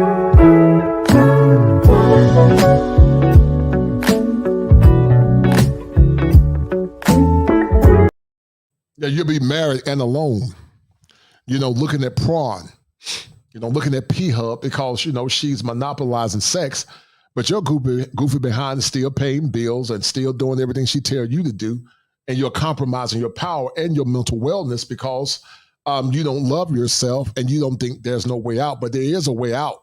And that's why we got to have these discussions to help men become the better versions of themselves. Keep listening.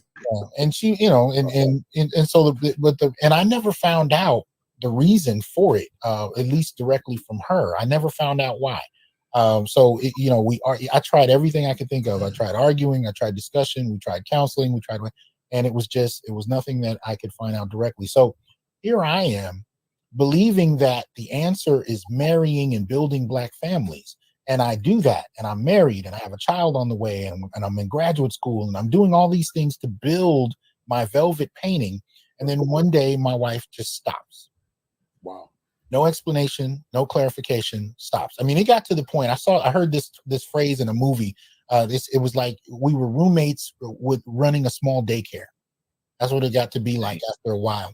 And the problem with that for me was not only what was going on in my relationship, but it dramatically impacted my view on marriage, because I was like, whoa, I didn't even know this could happen. I thought this happened to people in their 70s.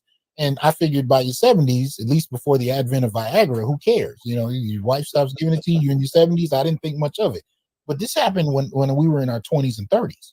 Right. So I'm like, if you can marry and your wife can completely shut down, do you know what kind of recourse you have? There's virtually nothing. I mean, look, what I found is if your wife shuts down, you got a couple choices. You can stay and suck it up. And I have boys who've been married for 20 years who are going through this very thing to this day. And they call me every month with the same issues.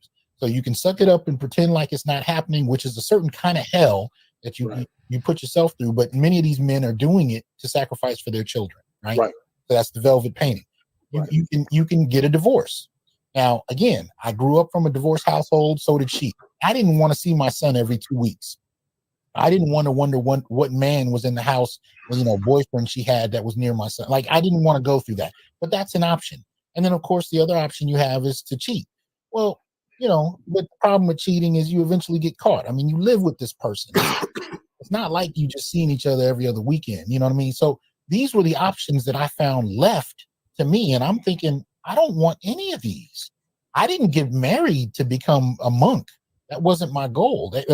But again, it was one of those things that nobody had ever explained to me that could happen. And I think, the more I started to speak out about this, the more men that I have writing me. I did the show a couple months ago. I still have men writing me like, yo, I'm living this now. I'm going through this now. And if I leave her, if I divorce her, I lose half of what I have. Right. So it's not in the early church, why men are pulling back. Go ahead. Yeah, in the early church, there was esteemed were considered two paths to salvation. When I say early church, I'm talking about 2,000 years ago, early church. There's two paths. Okay. There is celibacy and marriage. Those are the two paths to salvation. All right. Now, obviously, we look at celibacy, we're like, man, especially a young man is like, well, that ain't the path I want. And then marriage, and I think it gets sort of romanticized, but marriage is every bit the challenge and struggle that living a life as a celibate would be, right? Except for it's worse now, because now you could actually be married, but also celibate. Mm-hmm. Mm-hmm. And so those two are not supposed to accompany each other. Right. But it gets worse though. This is how it gets worse. You're already celibate in a marriage. Go out and have a girlfriend and watch how your wife acts. Right. No, you're right.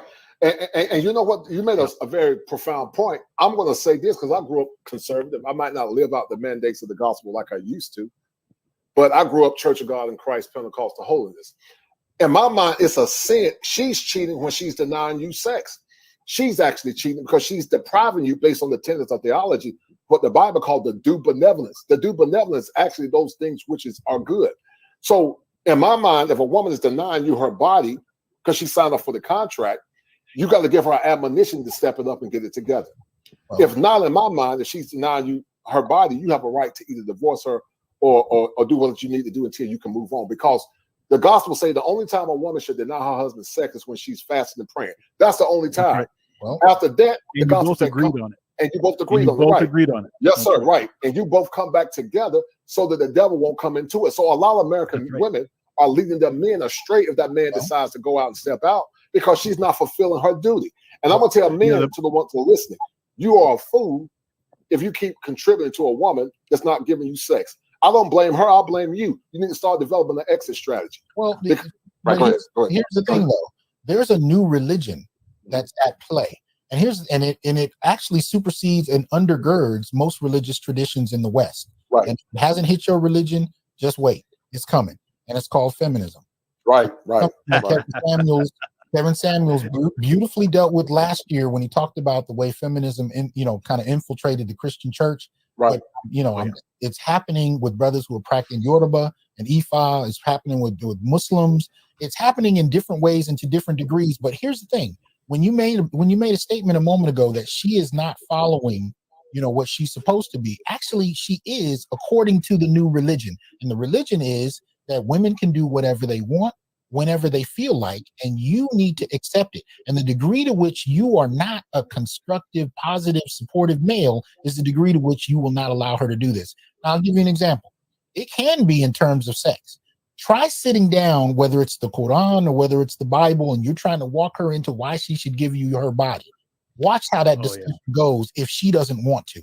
That's the first thing.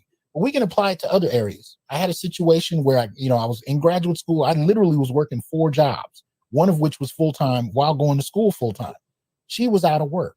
So when I left at 7 in the morning one morning, the house was a mess. When I got home at 10 o'clock at night, the house was a mess. Of course, there was no food. And when I said, what's going on? Wait a minute. I'm a woman. I'm not a servant. I'm not a slave. Now, I didn't marry a rampant feminist. I married a woman who did not seem anything like that. But when pressed into a corner, those feminist ideas that are so popularly extended in popular culture came right out, which meant that as long as I provided a roof, shelter, clothing, all these other kind of things, trips, bills were paid, she could receive all of that. But when it came to me asking for a meal, when it came to me asking for a clean home, now all of a sudden I'm a woman and I shouldn't have to be a slave.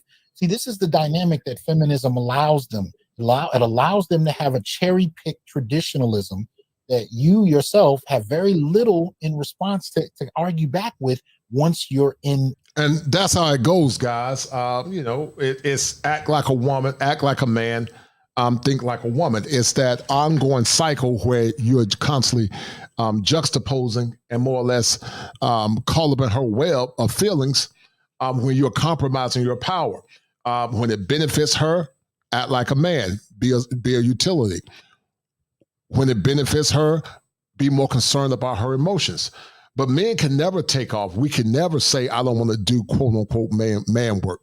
We got to do it all the time because that's part of being a man.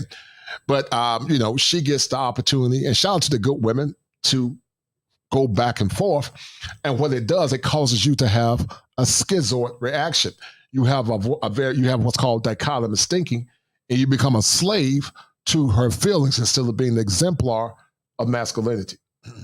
The marriage itself. And if you push too far and she initiates a divorce, which is fine as long as you're ready for that. And many of us aren't ready for that emotionally or financially. This effect of feminism on everything in the West is why the passport bros, if they're going to wife someone up, they need to stay in that other country. Because as soon as you bring a woman here, it won't be long before that feminism will be right in your house. I was watching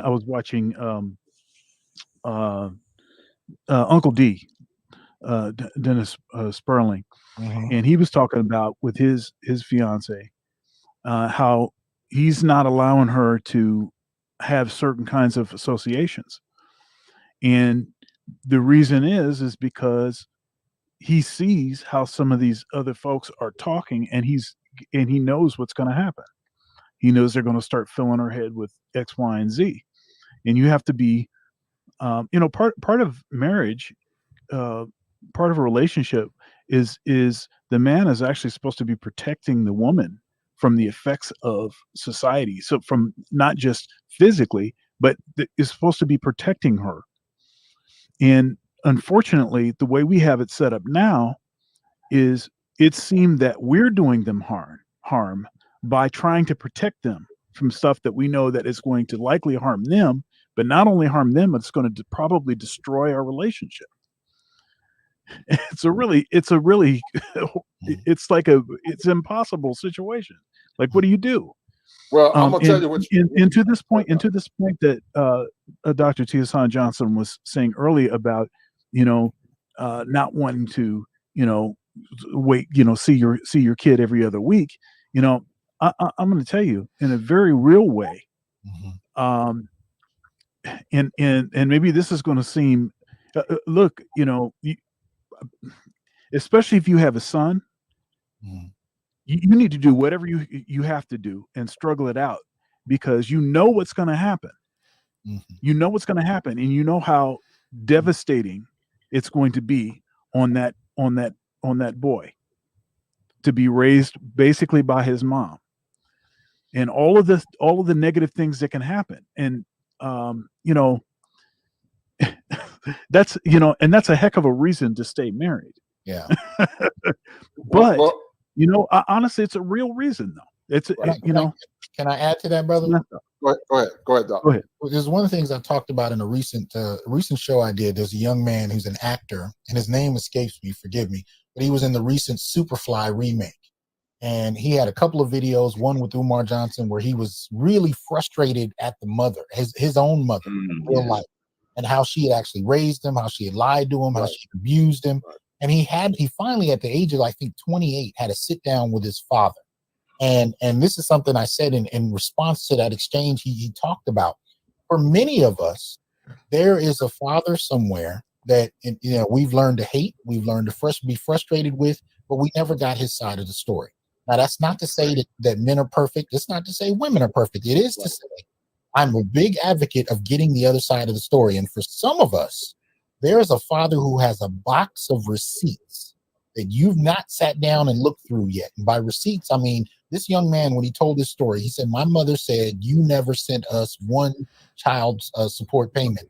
This man pulled out a box and showed receipt after receipt about continued child support payments.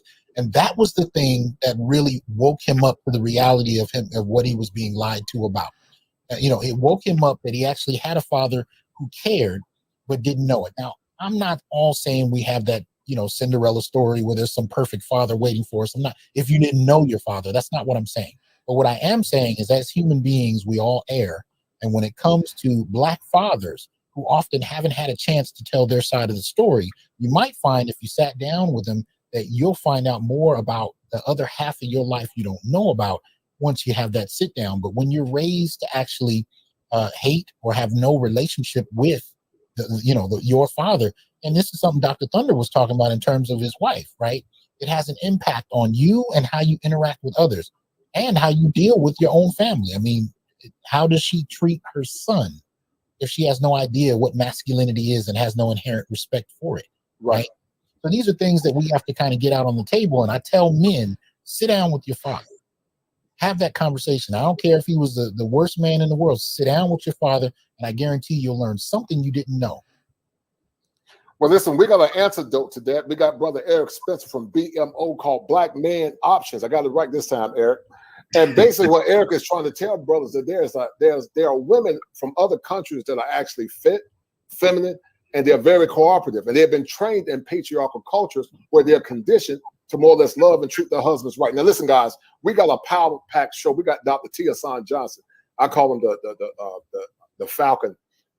Falcon and what's that guy dang Captain American Falcon. And we got Colossus up here, Dr. Thunder, and of course I'm Luke Cage. But I'm Luke Cage. But Eric, is it a myth that bringing women back to America is a wrong choice, or it depends on how she was raised and her spiritual upbringing? And tell the audience who you are, brother. All right. Well, first off, salute to Dr. Thunder and Professor Tia San Johnson, and also BGS in the chat. My name is Eric Spencer. I am one of the admins for the Black Man's Option. It was the group that was originally started by Charles Tyler, 2017. Charles Tyler passed away in Brazil. And we have continued his legacy. We have a group of people that are working behind the scenes to give brothers options. And our results speak for itself. Right. If you've seen Dr. Neal's latest and greatest video, at least the one when he came back, that's what BMO can do for you. Right. So question comes up, they're not feminine. Oh, yes, they are. Right. But they don't. And see, guys, that's where travel is the great equalizer. Travel is the great equalizer that will give you outcomes that you never thought you had before in the past. Many think that when we do these shows that we have a disdain for American women, and that's not the truth. I always said that the opposite of indifference, of hate, is indifferent. If a man is still talking, that means he still cares. But I think many men are beginning to see things for what it is. And, I applaud you guys for loving yourselves and taking care of your mental health. Because if a person is not trying to meet you at least halfway, you can't continue to meander and hope that they're going to, meet you halfway, because your time on this earth is limited, and you got to do what's best for you. Keep listening. I'm going to play a little bit more of this, guys. You can see the show. This was called Are Modern Men the Lords of the Rings? Go check that out on my channel when you get time. It was a good stream. And I'm going to drop the link in a few minutes, and we're going to have a conversation if you guys want to talk about how you have thought like a man and acted like a woman in relationships and also in your marriage. There wasn't actually anything wrong with what it was that I was doing. It was just not for the right women. In the environment. Or for the right woman. If it had been a woman that could see what it was that I was and the kinds of things that I wanted to do, the value of that, then it wouldn't have been a problem. Mm-hmm. I want to give a definition for us, a working definition. So, sexless marriage. It's considered a sexless marriage if it's less than 10 times per year. Oh, goodness. If it's 10 times or less per year, that is considered a sexless marriage. And so there's probably folks, maybe some people that are listening, maybe some people that will see this as like, well, I'm still, we still have, every other month we still getting it. So it's not a sexless marriage. Well, yes, it is. That's considered a sexless marriage. Mm-hmm.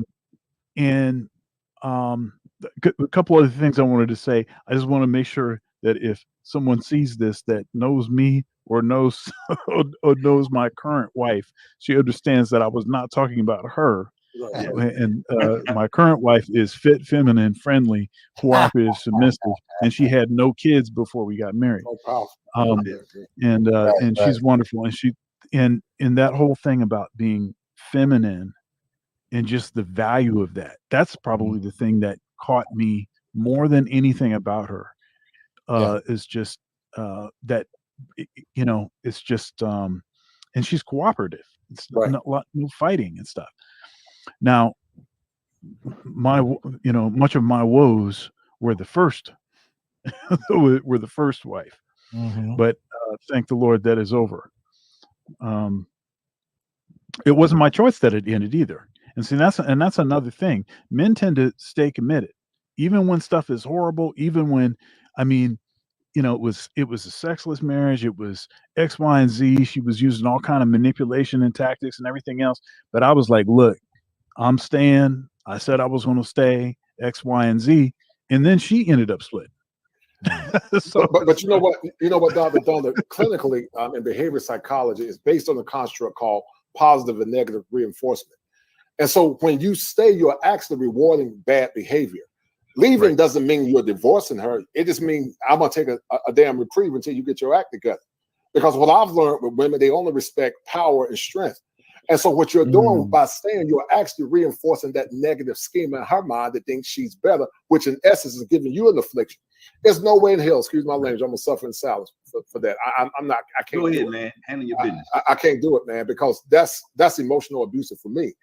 But Dr. Tiosan Johnson, let's talk about a condition or a term that I call the Latina nexus, the Latina nexus, where women are in California learning to be wives as it relates to black men. I heard a guy by the name of Eclectic Tyrone that says Brazilian women are socialized to not marry dark-skinned men.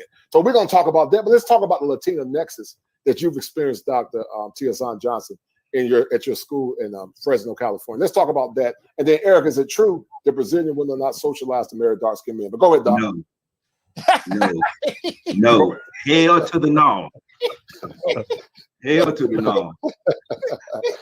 I didn't want to overstep, but I saw that comment come through, and see, that's what happens when you talk to people that have never been someplace and talk to locals and really know what's going on in the country. You go.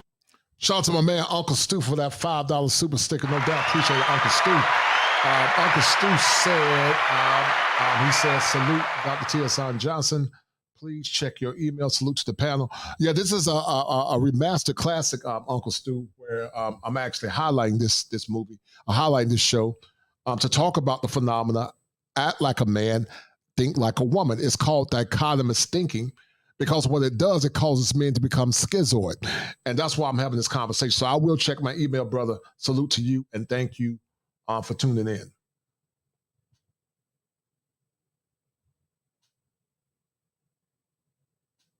Yes. In terms of the resources that I can bring to bear. But I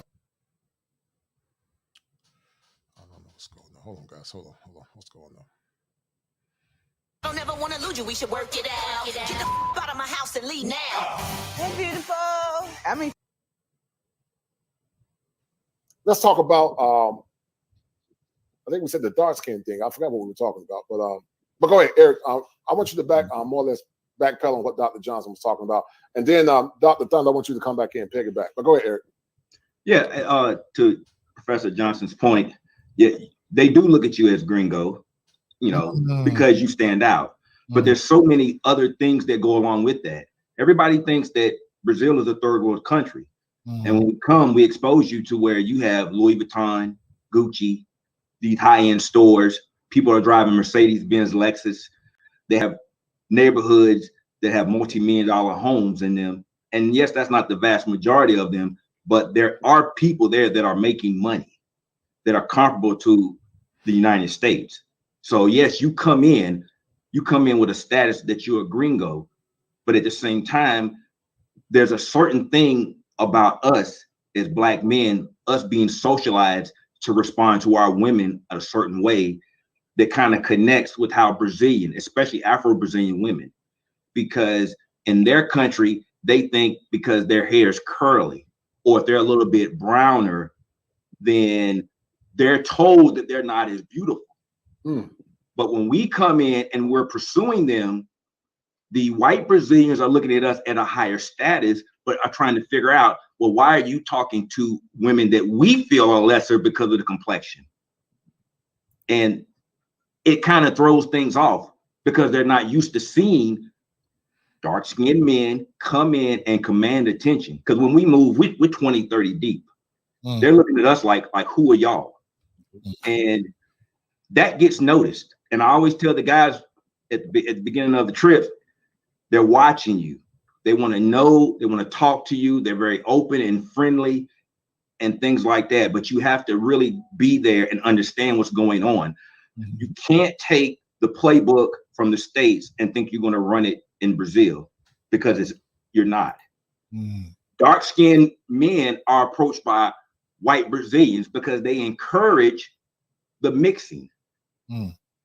But until recently, they've just now been distinguishing themselves as Afro-Brazilians through their hair. They're starting to have, Brazil is going through the civil rights movement for them. That's what you're seeing. You're seeing them starting to wear their afros. You're seeing starting them to distinguish themselves as Afro-Brazilian. And they have the foundation to continue that because there's so many of them that they've been able to maintain a lot of their African culture. You see a lot of it in the samba, the food. When you start going to the northern regions in Salvador and Belo Horizonte and other places like that, you really see that they're starting to embrace that. And you as an African-American man with a higher status, with the same skin tone, you empower them. And it's a wonderful feeling because they already are enamored by you. They're like, wow, you're American. I never met an American before. You know, a friend of mine, we went to Belo Horizonte and they had never met Black Americans. And they thought we were superstars. And they wanted to talk to us. They took pictures with us. And it's just a different type of environment that you have to get used to.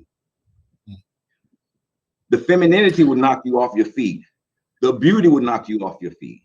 The culture, the food, everything that they have to offer. No, it's not paradise, but I'm telling you right now, a lot more African-American men are looking for wives, and they're making the effort to go to Brazil to find those wives. And I guarantee you, they're going to find them, because I have too many friends personally that I know that are married to Brazilians. They're not going to advertise it. They're not going to put their business out there. And guys, you can find them. I'm going to be in a movie coming up soon with Al Grease called Frustrated 3, and this parrots the sentiment. See, in those countries, guys, men don't have to worry about acting like a man when it benefits her and thinking like a woman when it benefits her. Now listen, women from other countries at their hard drive are still women. That's why I say, in theory, women are all the same as it relates to their biological imperative. But there are different nuances in different situations that can cause a woman to manifest different virtues. We call it nature versus nurture. Some women supersede their basic biological imperative through nurturing. The socialization code adheres to traditional masculinity. And so there are restrictive guidelines to hold things into place. But however, now some of these countries are being, infected by feminist policies, but not to the level that is here in the West, because those men there don't tolerate it. I'm going to drop the link in a few minutes, guys. If you want to come in and talk and talk about have you been compromised, you can do it. You can go check this show out. It's called Our Modern Men, The Lords of the Ring. It's a remastered classic. And what it parrots on is giving men and having men to understand that when you act like a man, when it benefits her, and think like a woman when it benefits her, you put yourself in a very negative condition, which in the end, she's not going to honor and respect you on the backside. And we're not going to do that either. We're going to respect their privacy. But I know it's going on. Yeah. And they're very receptive to it. And they're not looking for a green card. They really aren't. But if they come back, they're already socialized. That's the thing where a lot of guys don't get. They're already socialized to be wives. Even if you bring them back into this environment, all you have to do, I'm not saying all, but show them the difference. Because there's another thing too that's going on that's not being talked about. The environment has changed. So men are starting to smell themselves and understand their value. And it come at the worst time, because now we have data. We know that there's 2 more million Black women, and now we're on a global market. I don't have to shop in this store. Shout out to Edward Anderson. I can go shop in Colombia, Thailand, Morocco, Brazil. The store is wide open, and there's a shortage of these men. Like you said, 65,000, you're in the top 20. We'll translate that to a world economy. You're in the top 5%. Right. Yeah. Well, top 10 in America is 65,000. So right. Yeah, I hear what you're saying. So you take that to some place where Brazil right now, the exchange rate is like 520 to 1. Wow. Dude, you in the top 1% in their country. In their country, right. Dr. Thunder, you look, you wanted to say something. Before you say something, Dr. Thunder, Dr. Johnson talked about this counterculture movement that's seen in many religions about the divine feminine being glorified. In your best estimation, is this the spirit of Jezebel from a theological perspective, and also the spirit of the Antichrist? And if so, I want you to share that from your theological. Well, what it is, guys, is what I talked about earlier. It definitely has some tentacles of witchcraft. And a lot of it, guys, because men are spellbound.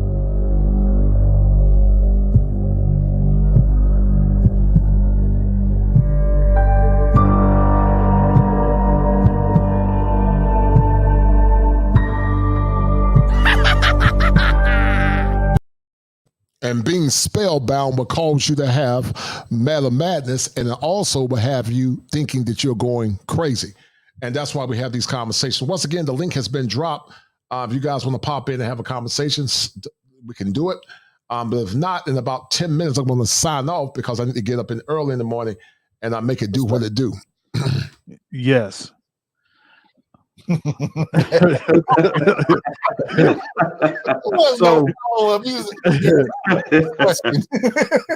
no, I'm going to say, I will say this, that, you know, I was just about to just bring up, you know, where is the church? Where's the church on these issues? Right. On what black men are facing.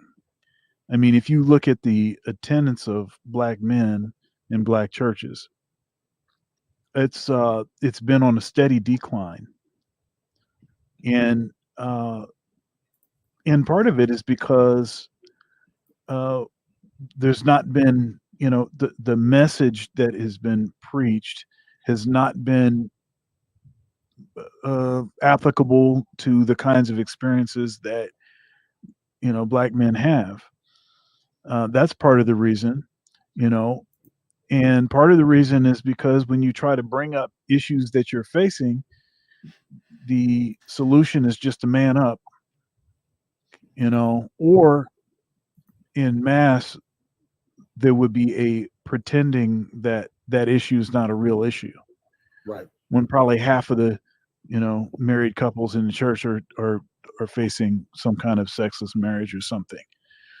You know, they'll try to act like it's not an issue, like, this ain't really happening, or you just have to just deal with that. And even where, you know, as what Mr. Palmer would call simping forces, or they're around every corner, protecting the women. I had an encounter with the simp enforcer. I did an episode on my on that Blue Pill Testimonials about sexual alienation. And in that, I didn't say anything about what women should do. I wasn't, you know, saying anything about women. I was saying, this is my experience. It doesn't seem right. It doesn't seem fair that this should be allowed, that it should be okay. Mm-hmm. And the simp enforcer trying to have a public argument with me on Twitter, and then I took it off of Twitter, and we ended up doing a little bit behind the scenes. I ended up just letting it go because I could see that the person was not going to change their perspective, but they more or less were trying to defend the woman's perspective. Yeah. And I'm like, I don't get what's going on here. So I can't even say my experience, something that happened to me, something that I believe that was unfair that happened to me. I can't even speak about that without you trying to, you know, take the hypothetical women's perspective, right? Because they don't even know who it is that I'm talking about. Because I tried to hide people's identities because I'm not trying to out folks. So it, you know, but that stuff is all over the place. I did on my Thunder's Thoughts program, I did a show called "Was Adam the First Simp?" Yes. And of course, the answer to that question is yes. Yes. All right. You can see right there in the garden. Guys, you can see him prioritizing pleasure. We're gonna drop the link in a minute over purpose, and we're gonna have a conversation. And if not, what I will end the stream. Will and thank you guys for tuning in. Help men to weed out. So this was a classic show, guys, that I did before in the past. It was entitled. It was actually entitled "Are Men the Lords of the Rings in Relationships?" And some were arguing this modern time and this current Nexus note. In general, they're not the lords of the ring. Many of you thought when you gave her the ring that you could be the man in the relationship and that she would stay in her place and be the woman and the facilitator of your dreams. But what many of you got was the old bait and switch. You got into relationships where you were alone. You got in relationships when you were frustrated, and you got in relationships where you were broken and sad. And some of you right now, even on Father's Day, is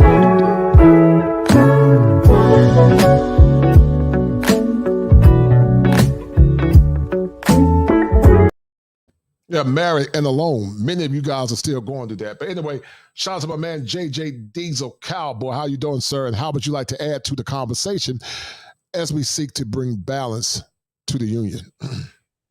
Well, thanks for having me on the panel, Coach Clinton. Happy Father's Day to you and everybody in the chat.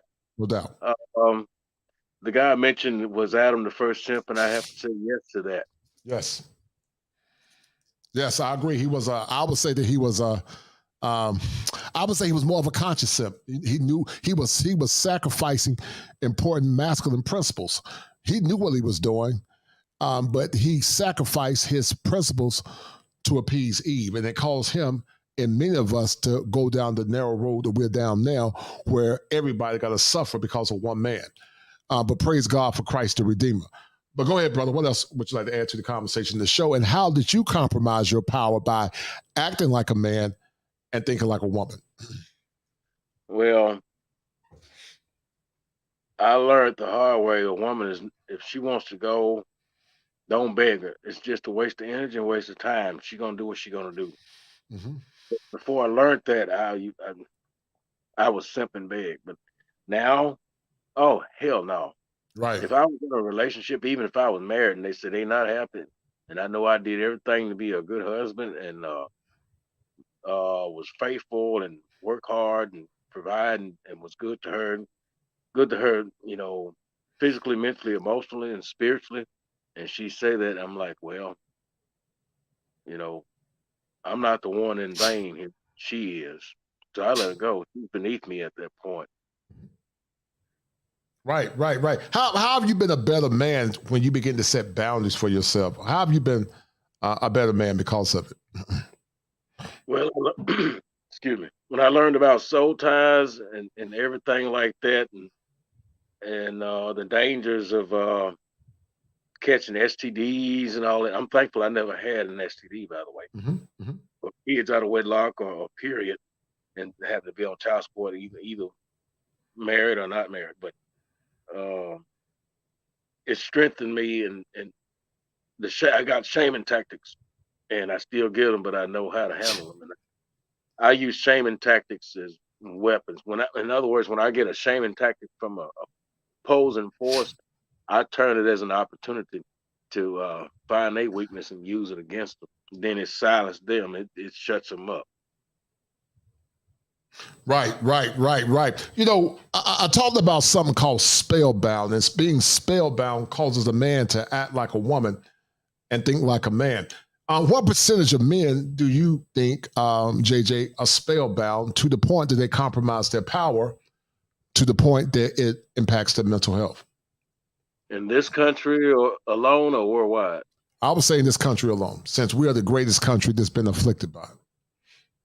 I'd probably say at least 40 to maybe 65%. Interesting.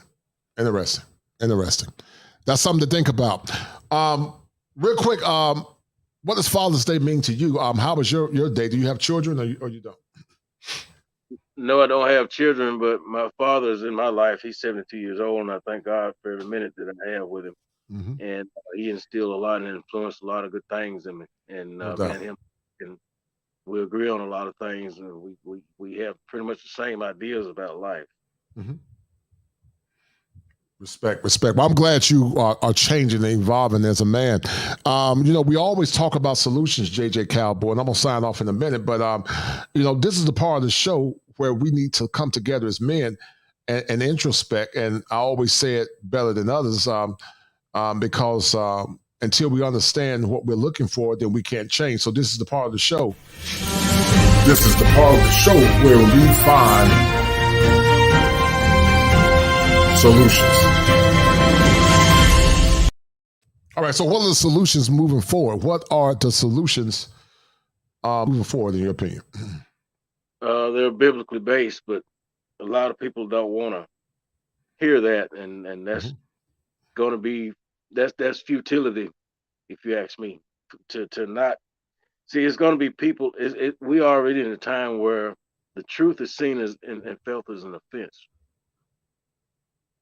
and only a few would wake up and get it.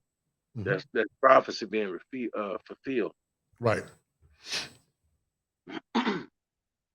So you think the solution is to see the thing for what it is, and to let the prophetic take care of itself? Is that what you're saying? Well, that's part of what I'm saying, but the other half of that is be on the right side of prophecy and the truth. Mm-hmm. Being on the right side of prophecy and truth? Yes, sir. And God's favor, in other words, not disfavor. Right, gotcha. Makes sense. Well, listen, man, we're going to sign off, man. It's been another amazing show. What did you get from the show, JJ, and how did it add clarity to your life and mine? That's a good question. I took a lot from it, and it's kind of hard to explain, but I know I'm not alone, for one, going through things, dealing with these, well, let's just say it, these hell-bound, hell-written lovers of evil with axe wounds. And they have vain imaginations, and until they renew their minds, nothing will improve. Right. I totally agree, man. You know, this has been another great show. Creating content is not always easy. But what is easy is seeing men happy, empowered, and inspired. You know, I always tell men, JJ, I said, this is a place where as men, we don't agree with all things or ideologies. There are some men that I respect highly, but we're not going to agree on all things. And I'm not going to compromise my position, and I don't expect them to compromise their position. But I do say, JJ, that we do come together as allies of a common cause, and there is a common cause, and that common cause is the attack on heteronormative masculinity, only to go away once the crisis is over. So, you know, this has been another great show, man. Thank you for tuning in. I want to appreciate the brothers that supported me early on. I'm wishing all you brothers a happy Father's Day. We're going to sign off. And JJ, thank you once again, man, for tuning in, man. You know, we got to continue to have these shows to inspire men, and to help men to become the better versions of themselves. Shout out to my man, Chris Norwood, man. Good seeing you, brother. And guys, I'm going to play my intro again, and we're signing off. Thank you, JJ. Be good, brother. Thank you.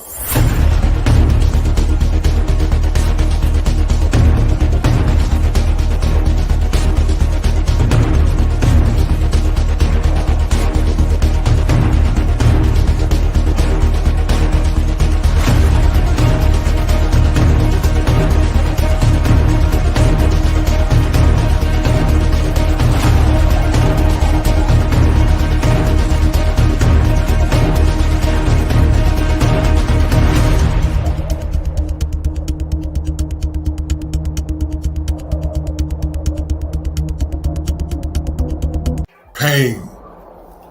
I've been there, locked up inside my head, broken from fear, illusions, disappointment, and hopelessness.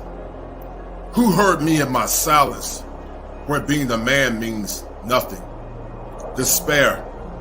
I've been there too, desperately seeking answers for the questions associated with manhood, hills and valleys, too bleak to compare. Stress, suffering in a utility silo, no comfort, no security, no freedom, no justice, just do it for others. Challenges, who will help me break the challenges?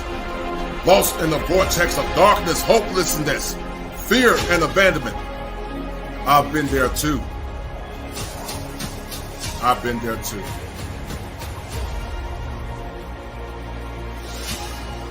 Take the next step to your destiny. Join me in this fight. Walk forward. Deep breaths. Head held high, men. Come join me, men, in the winds of time. Stories, hopes, visions, purified in the fire. I'm not a superhero. And I'm not the Reverend Knight. I'm here to help you. Join me men in this fight.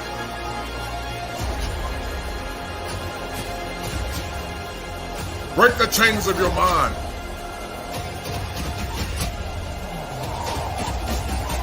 Let's do it now.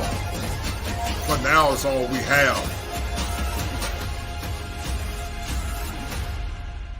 Fire for your mind. The kosher clinician.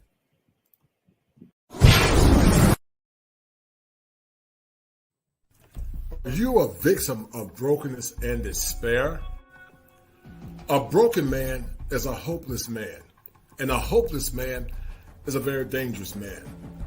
Many times, many of you young men that are listening come from homes that are very toxic and very dysfunctional. And because of that, many of you have deferred your power in many ways to the point it's led over into your social life, and many times led over into your relationships. If you guys are dealing with mental health pathologies, conscious and unconscious, come see me at kosherclinician@gmail.com. That's kosherclinician@gmail.com. It's important that you deal with your mental health in order to be a better person for yourself, your loved ones, and also your community. But because mental health is often stigmatized, many of you often suffer in silence. Don't be a victim in silence. And see me once again at kosherclinician@gmail.com. And I need you guys to remember this. If it ain't 7, it ain't kosher.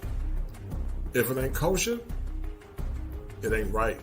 There are 7 steps that a man must go through in order to become an optimized male. And male mental health is one of those elements that's paramount to the functioning of a man. Be well.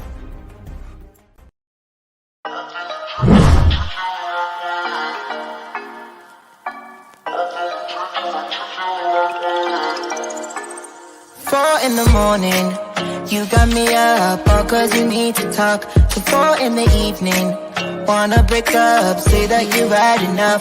I'm tired of talking, again and again, argue about everything. You are my darling, let's kiss and make up, I know you wanna touch. You call me every night, call me every day, I just wanna get you alone now. Trust me when I say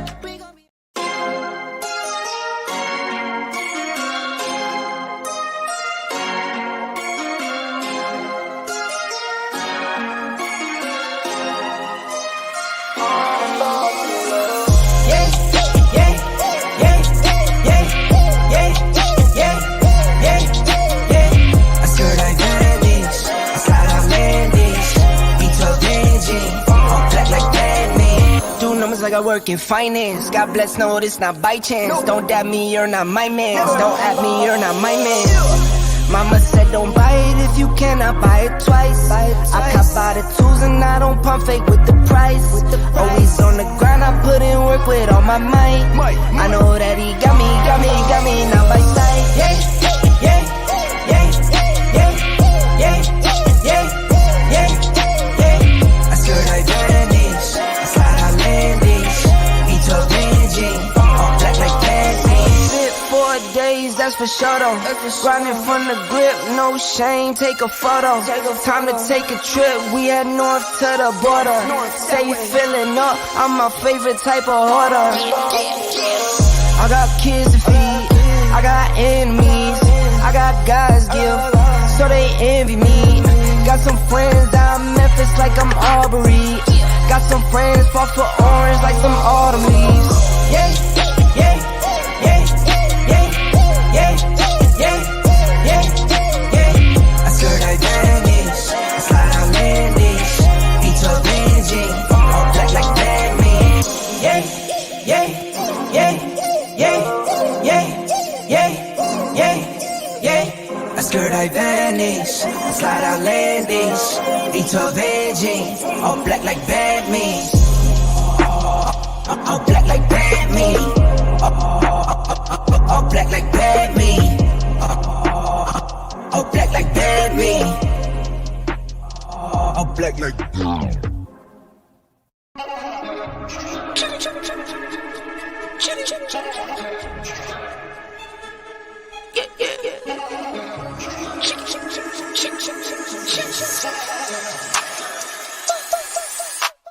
Money line, I'ma run it every time. Give me mine, going up, need no decline. Money line, I'ma run it every time. Give me mine, going up, need no decline. Yeah. Why check Castro, yeah, I need my ass. Why check Castro, yeah, I need my money line. Why check Castro, yeah, I need my money line. Why check Castro, yeah, I need my money line. Watch out for those who surround you, need no funny kind. You can't see what's on my brain, I live inside my mind.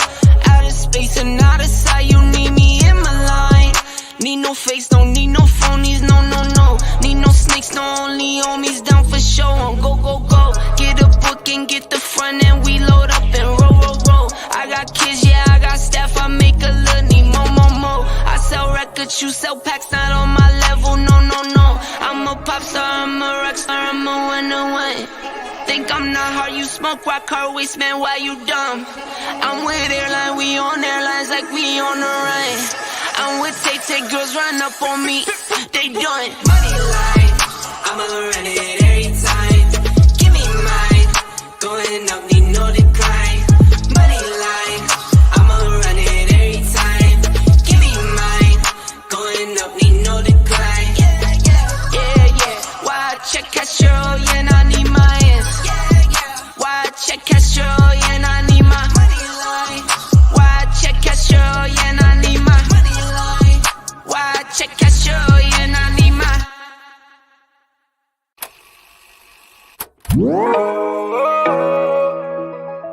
Ma jolie, oh ma jolie.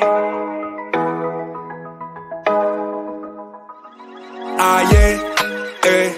Every time I come around you, baby girl, something doesn't feel the same. You said that I'm changing, but it's really you. I see how you play those games. Wifey type for a maid man. A queen can make moves, a king can. Snatch you up, now you taking. Gave you bricks, now you building a wall up. Lately you and I been all love. I don't know what's up with our love. You forgetting all about us. Oh, my jolie, oh my jolie. Where are you when I need you the most? You still MIA. This is murder, heart is melting. Girl, you got me. Called you bluffing, made you something. Now you talking. Telling me to cool it off. How can I cool it off? Telling me to cool it off. How can I cool it off? My jolie, oh my jolie. My jolie, oh my jolie. You don't turn on me now. You don't get no time for me now, babe. Got him on a rebound. But it's only you that I like, babe. Tout ce que j'ai fait, c'était pour toi. Sur le haut parle, mais t'écoutes pas. Tu me vois crever, mais tu bouges pas. Pourquoi? Whoa, yo, wall up. You can't even get the scars up. For us, I don't know what's up with our love. You're forgetting all about us. Oh, my jolie, oh my jolie. Where you been? When I need you the most, you still MIA. This is murder, heart is melting. Girl, you got me. This is called your bluffing. Made you something, now you talking. I call you bluff. Telling me to cool it off. How can I cool it off? Telling me to cool it off. How can I cool it off? My jolie, oh my jolie.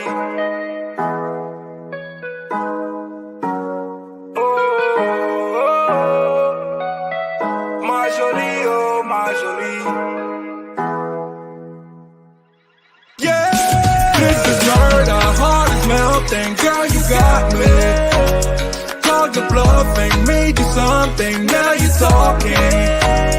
Telling me to cool it off. How can I cool it off? Telling me to cool it off. How can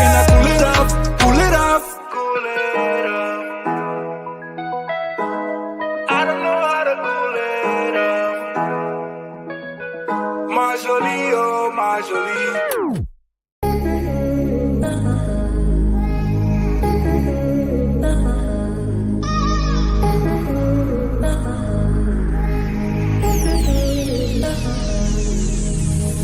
I've really been addicted to you. All of my attention I've been giving to you. Caught up in my feelings, I got feelings for you. Caught up in my feelings, I got feelings for you. On my mind, I can't lie. On my mind, I can't lie. Pull you down till you dry. Pull you down till you dry. All the time, ease my mind. All the time, ease my mind. I know that you're dangerous, I'm addicted to you. I might rent the Lambo and go drive it like it's stolen. I've been living wild, I'm just going through the motions. Stumbling out the Uber, grab my hand, gave me a notion. Swimming in your water, but it feels just like the ocean. I can't lie, I've really been addicted to you. All of my attention I've been giving to you. Caught up in my feelings, I got feelings for you. Caught up in my feelings, I got feelings for you. On my mind, I can't lie. On my mind, I can't lie. Pull you down till you dry. Pull you down till you dry. All the time, ease my mind. All the time, ease my mind. I know that you're dangerous, I'm addicted to you. I was sipping more for 2 years straight to the face. Champagne belly bubbles still won't go away. Last year my best man hit a stain with bad face. Now he's got a hell behind the water's cold case. I wake up with pain sometime and never go away. Wonder why I bow to my knees when I pray. In my city gritty, gotta keep it on your waist. Or you might be a victim, they'll find you DOA. I can't lie, I've really been addicted to you. All of my attention I've been giving to you. Caught up in my feelings, I got feelings for you. Caught up in my feelings, I got feelings for you. On my mind, I can't lie. On my mind,